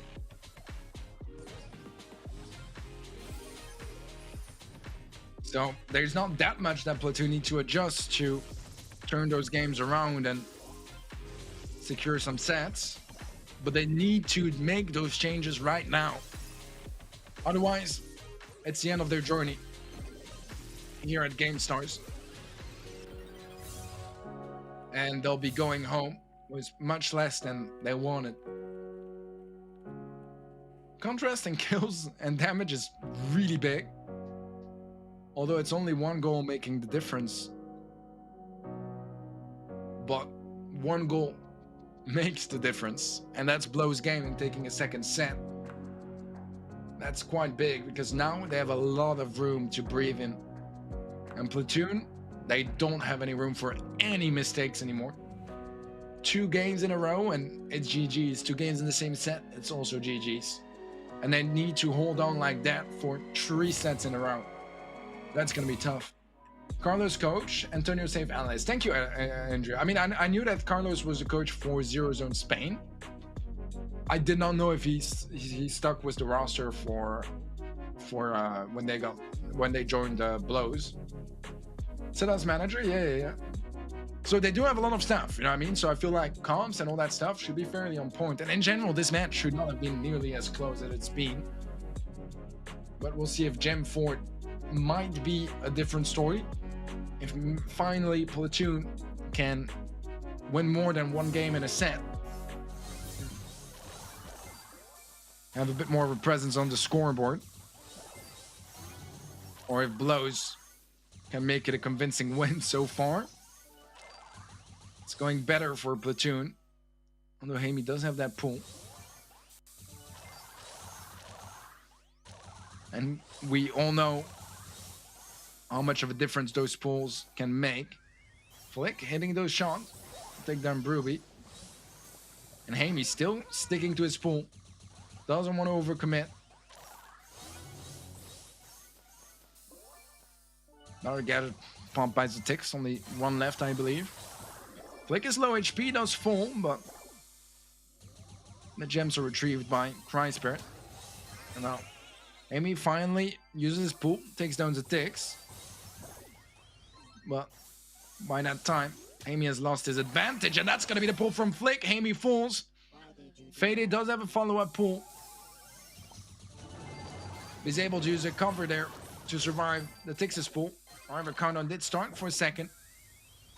Will be ended, and that's still 8 gems on Platoon's gem carrier. I'll be happy about that. Flick does go down, however, the gems will all be picked up by Cry Spirit, the new, freshly designated gem carrier. Thing is, with 8 gems in the pocket, those gems that spawn north of the map are scary to pick up here for Blows, because a pull and it's all turned around and they can start that countdown. Now it's 9 gems for Platoon. 8 on Blows does mean that even if there is a countdown for Platoon, they could potentially interrupt it. But still a scary prospect. Pull there connects on the ticks. Does not result in a kill. Pity does have his own pull. Thus connecting on Cry Spirit. Kill comes true as well. Amy was to pull into Flick. That's going to bring the gems even closer to their side of the map. Still have to be careful about any Gene or Tara pulls that are available now. Both of them for Platoon. That kill is huge there. The Thix is found by Ruby. And Blows get to match point. Yet another game that honestly was very, very close. That was very, very close. I didn't feel like Blows played a whole lot better than Platoon here. It was very, very even. But they still make it work here on Blows' side of things. Narrowly. Blows is really good with this comp in this map. This is probably the trio I trust. Well, you're right so far, but I wasn't that convinced by their performance either. That's kind of my point, because I try to look on the bigger picture than just this match. I feel like at this point, Blows should be able to pick up this match, but those mistakes we've been seeing here, if they do them against Platoon, they might still win. But if they do them against AQM or Totem or Na'Vi in the international finals, they're gonna get punished for that. You know what I mean? That's kind of why I'm being a bit harsh on Blows Gaming. Because I expect better from them, because I know they can do better. And if we want to have the most competitive matches in the international playoffs, then Blows needs to play better. Otherwise, they're going to get swept as soon as they arrive. That's kind of my thought process around it. I'm not being negative because I don't like them or anything like that. It's the other way around very much. I expect better. So I'm disappointed if I don't see better. So far, a good start from Platoon. A lot of control. Bullying Hamey out of the mid. They need better than just a good start. Because right now, it's match point for Blows Gaming.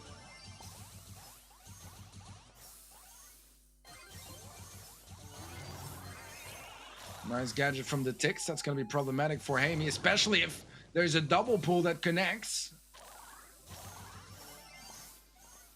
Hamey's still absolutely bullied out of that mid. And Platoon picking up gem after gem. Pull onto Fade should be a free kill. Won't be actually. He hits to pull into the Thix. A bit of a shadow fight. Follows. For the first time in this game, there's any map control for Blows, and it's a bit late. It's a bit late, especially if Amy takes so much damage. Needs to heal up. But that double pull connects from the Thix. That's huge. Double kill follows. And this is looking a whole lot like this game is going to go to Platoon. And honestly, a stomp of a game as well. Especially considering this is a mirror matchup almost. Just the Rico and the M's making the difference. However, if they can find a kill on Cry Spirit, which they won't, they could have had the follow-up pull on Flake, but that's not going to happen. And Platoon, they're not done fighting. They pick up yet another game, and once again, I'm going to have the same conversation. This is not good enough, in my opinion, from Blows.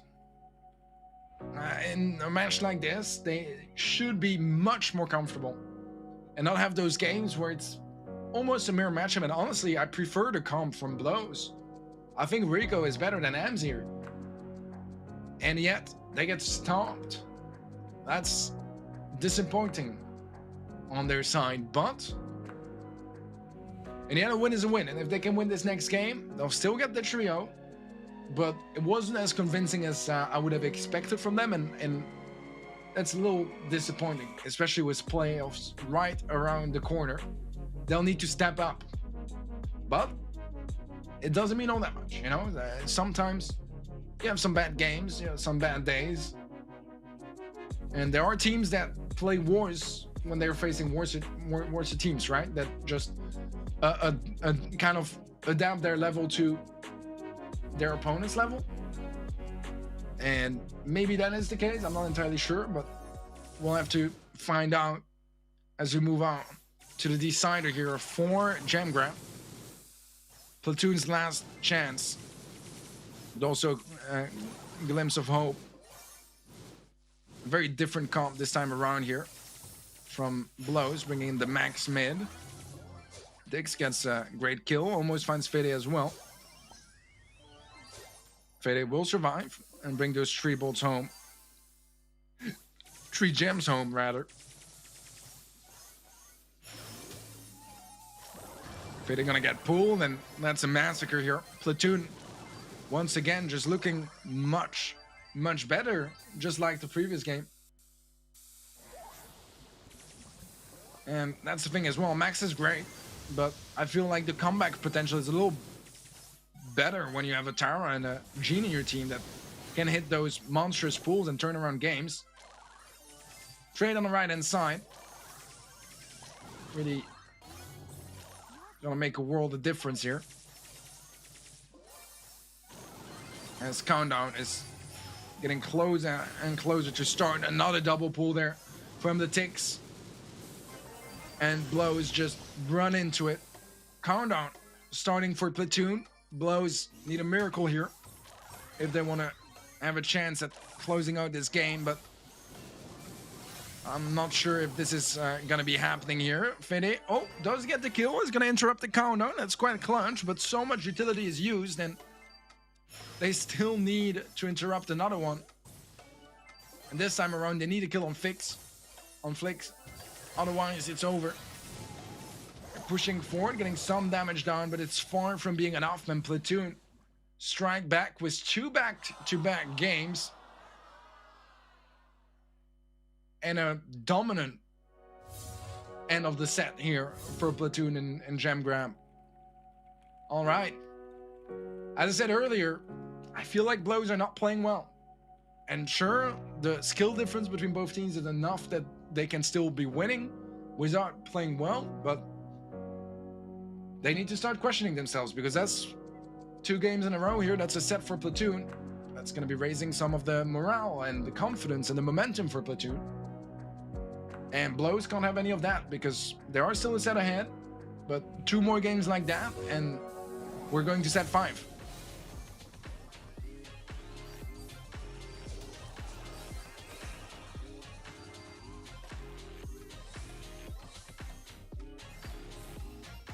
They're not playing their best. I agree, Andrew. I mean, in the end, a win is a win, right? But they haven't won yet. That's the thing. They haven't won yet. And looking at the bigger picture, as I said, I'd expect kind of better. And with this level of play, I don't think they can go very far in the international finals. And I think that they are a team that is capable of going very far. So I'm hoping that it's an off day, or they're not warmed up right now, or not feeling their match, or whatever not. But I want to see more. I expect more coming from Blows. And Platoon, they're seizing the opportunities, taking games left and right, and finally making it a set. And maybe this is going to be enough to give Blows Gaming a bit of a wake-up call. But on the other hand, if you look at the amount of games won, it's 5-4 in favor of Blows. That's not a big margin. That's not a big difference. So really not convinced so far by Blows' performance. And Platoon, they have been capitalizing on it. Finally make it a set. And as I said, maybe this is going to be the wake-up call for Blows to be there like, all right, this might not, be our best day, but we absolutely need to close this out before it's too late. Because honestly, if it's 2-2 and we go to set 5, I might even side with Platoon, because they'll have won two sets in a row. They were definitely not playing much worse in the 2 sets that they lost, and I feel like they got a chance here. I feel like they got a chance.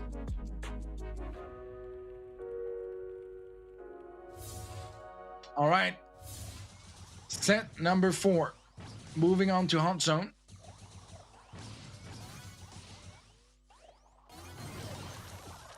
TP in from Hamey. Not able to find a kill there. I'm gonna get shut down by the spike. Good read. Comp-wise to bring in the spike here. Gonna be awesome at closing and shutting down any TPs.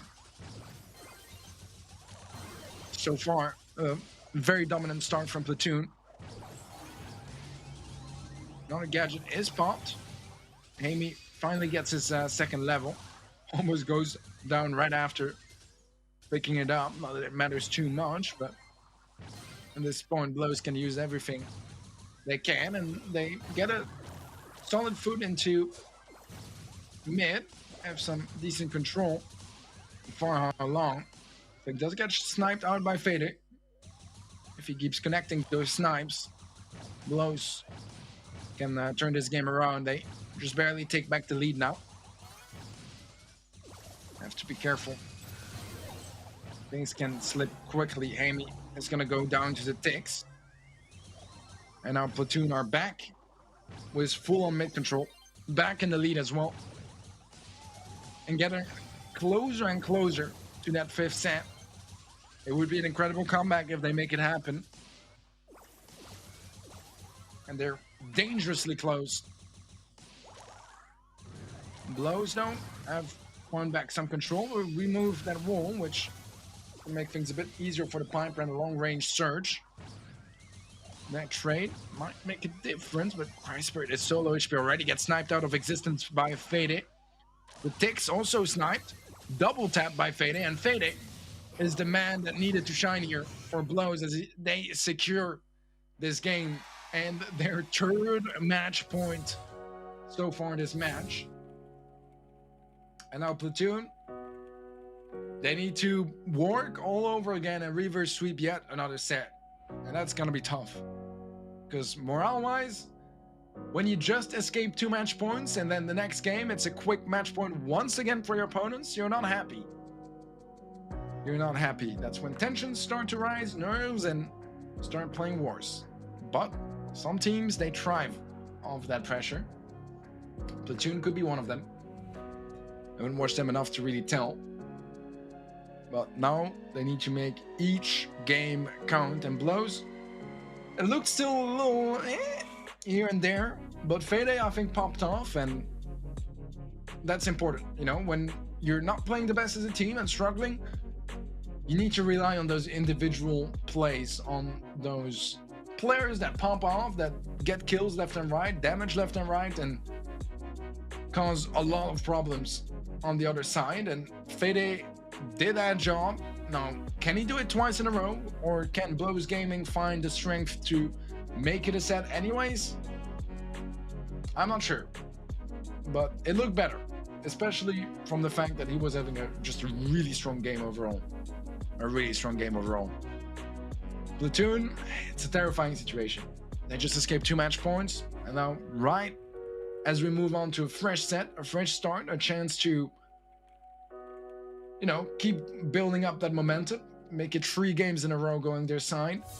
They drop that game, and the pressure is right back up and favorable towards Blows.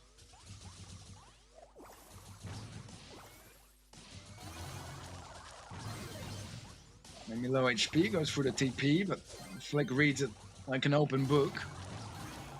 It's the elimination to follow up, and Fede maybe a little bit naive there, not to expect a cactus to be placed down by Cry Spirit. And just like the previous game, a very strong start from Platoon. Previous game, Blows were able to come back anyways, but they need to come back now. Don't want to risk a set point for Platoon. A chance for them to go to a 5th set would be far too dangerous. And Cry Spirit is dominating through that right lane. I think Surge is just not a good idea when you know they like to play Spike. It gets hard countered. And I really don't understand why they decided to bring him in again.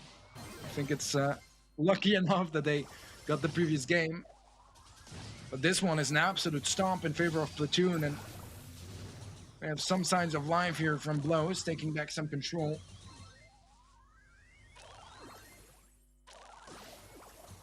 But they don't have any room for any mistakes here. 90% now for Platoon, and it's getting further and further in. This is going to be set point for Platoon, and once again, just ban Brawl Stars from Blows.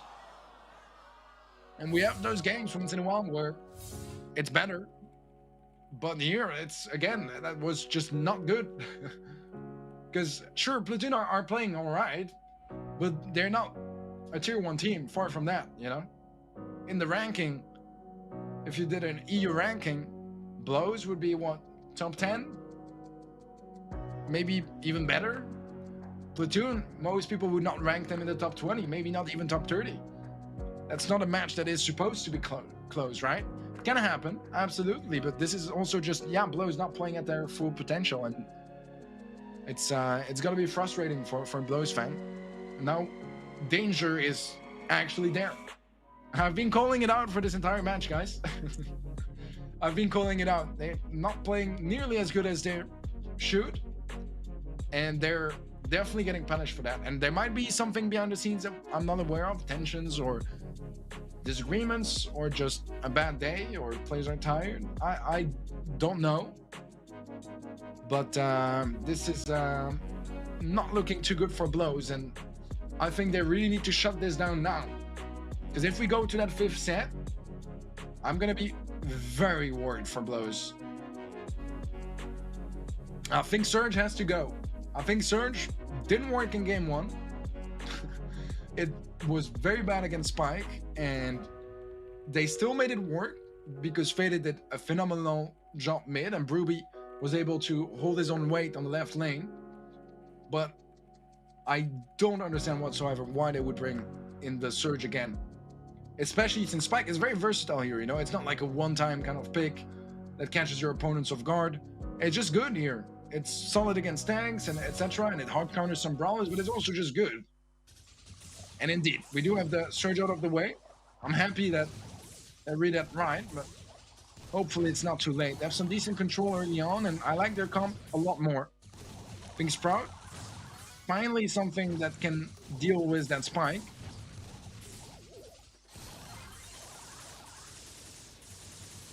And the Meg is a good idea as well. We'll see how the execution is, as Amy is quite low HP. It's not gonna have his Meg available anymore and has to work for the next one. And so far, Platoon have the better start, but less dominant than the previous one. Healing station out of the way. Flick shouldn't be too far from unlocking the next one. Another wall placed down. That's gonna be funneling Platoon's movement pretty efficiently.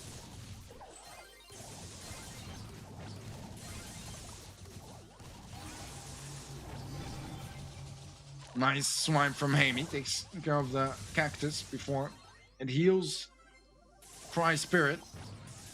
And this is looking much better from Blows, making the changes they need to set themselves up for success. Pool does connect on Hamey, but he's in the mech, which means that he does get out of the way. We'll go down to Flick afterwards. And Fade goes down. Full on control for Platoon, but Blows have a strong lead.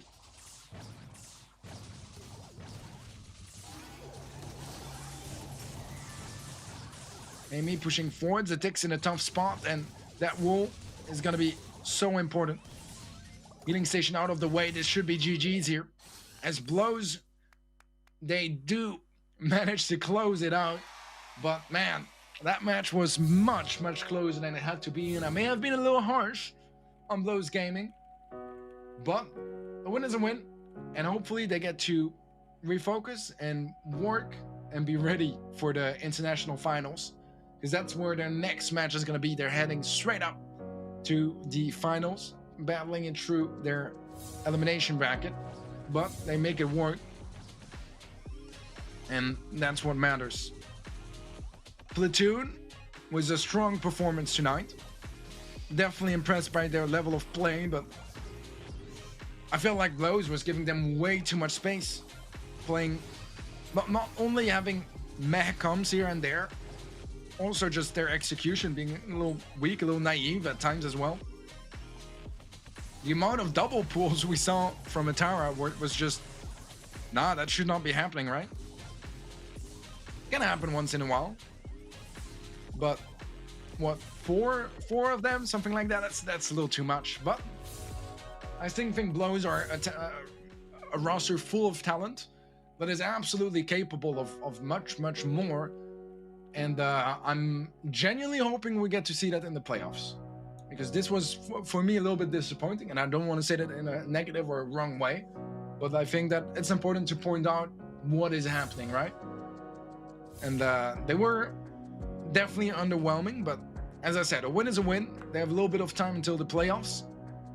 And hopefully they use that time to fix some of those problems, which I'm sure they're capable of doing. Absolutely certain. So sadly, we'll be saying goodbye to ZXC team as well as Platoon out of the Group D. In Mood Gaming will be taking first seed, whereas Blows Gaming will be taking seed number 2, moving forward to the international finals. And that, guys, is already gonna be settling it for groups A, B, C, and D. There's 4 more groups left. That's gonna be E, F, G, H, and that will be played out tomorrow. And I'll be there to cast that as well. Final results here: 3-1 for SK against Sky Blue, 3-0 for Blood Diamond against Serenity, 3-0 for Bunker against Old Schools, and last but not least, 3-1 for Blows against Platoon. So all around, not the closest games today, but actually I think there were some pretty close games between SK and Sky Blue, for example, or Blows Gaming and Platoon. Blood Diamond and Bunker had the most convincing wins here out of the decider matches for today. As I said, we got 4 more tomorrow, and I'm sure they are going to be very much juicy as well. So far, I'm happy about the decider matches. Definitely a couple of ones that were closer than I expected. Some others that were maybe a bit more of a stomp than I expected. But that's why we love esports, because we never know if things are going to go according to plan. And I think that right now, GameStars have definitely shown that to us as well. With that being said, we are going to get close to ending this show. I want to thank you guys once more for sticking around and watching all the matches with me, whether you guys just tuned in or watched the entire show. It's a lot of fun being able to interact with you directly like this. And I want to thank you as well just for being so present in the chat. Maybe not the most people, but definitely a strong presence nevertheless. Thank you so much for watching, everyone. I'll see you guys tomorrow for the second day of the decider matches, Group E until H. And I'll see you guys tomorrow just for that. Brawlers! The showdown will make history! Best teams from Russia, Ukraine, Poland, France and Turkey. Winners of the Open qualifiers and top 8 invited teams will meet in a final battle for the champion title and a bounty of $10,000. Join the stream on December the 7th. Don't miss out on the epic international group stage of GameStars Brawl Stars Season 2.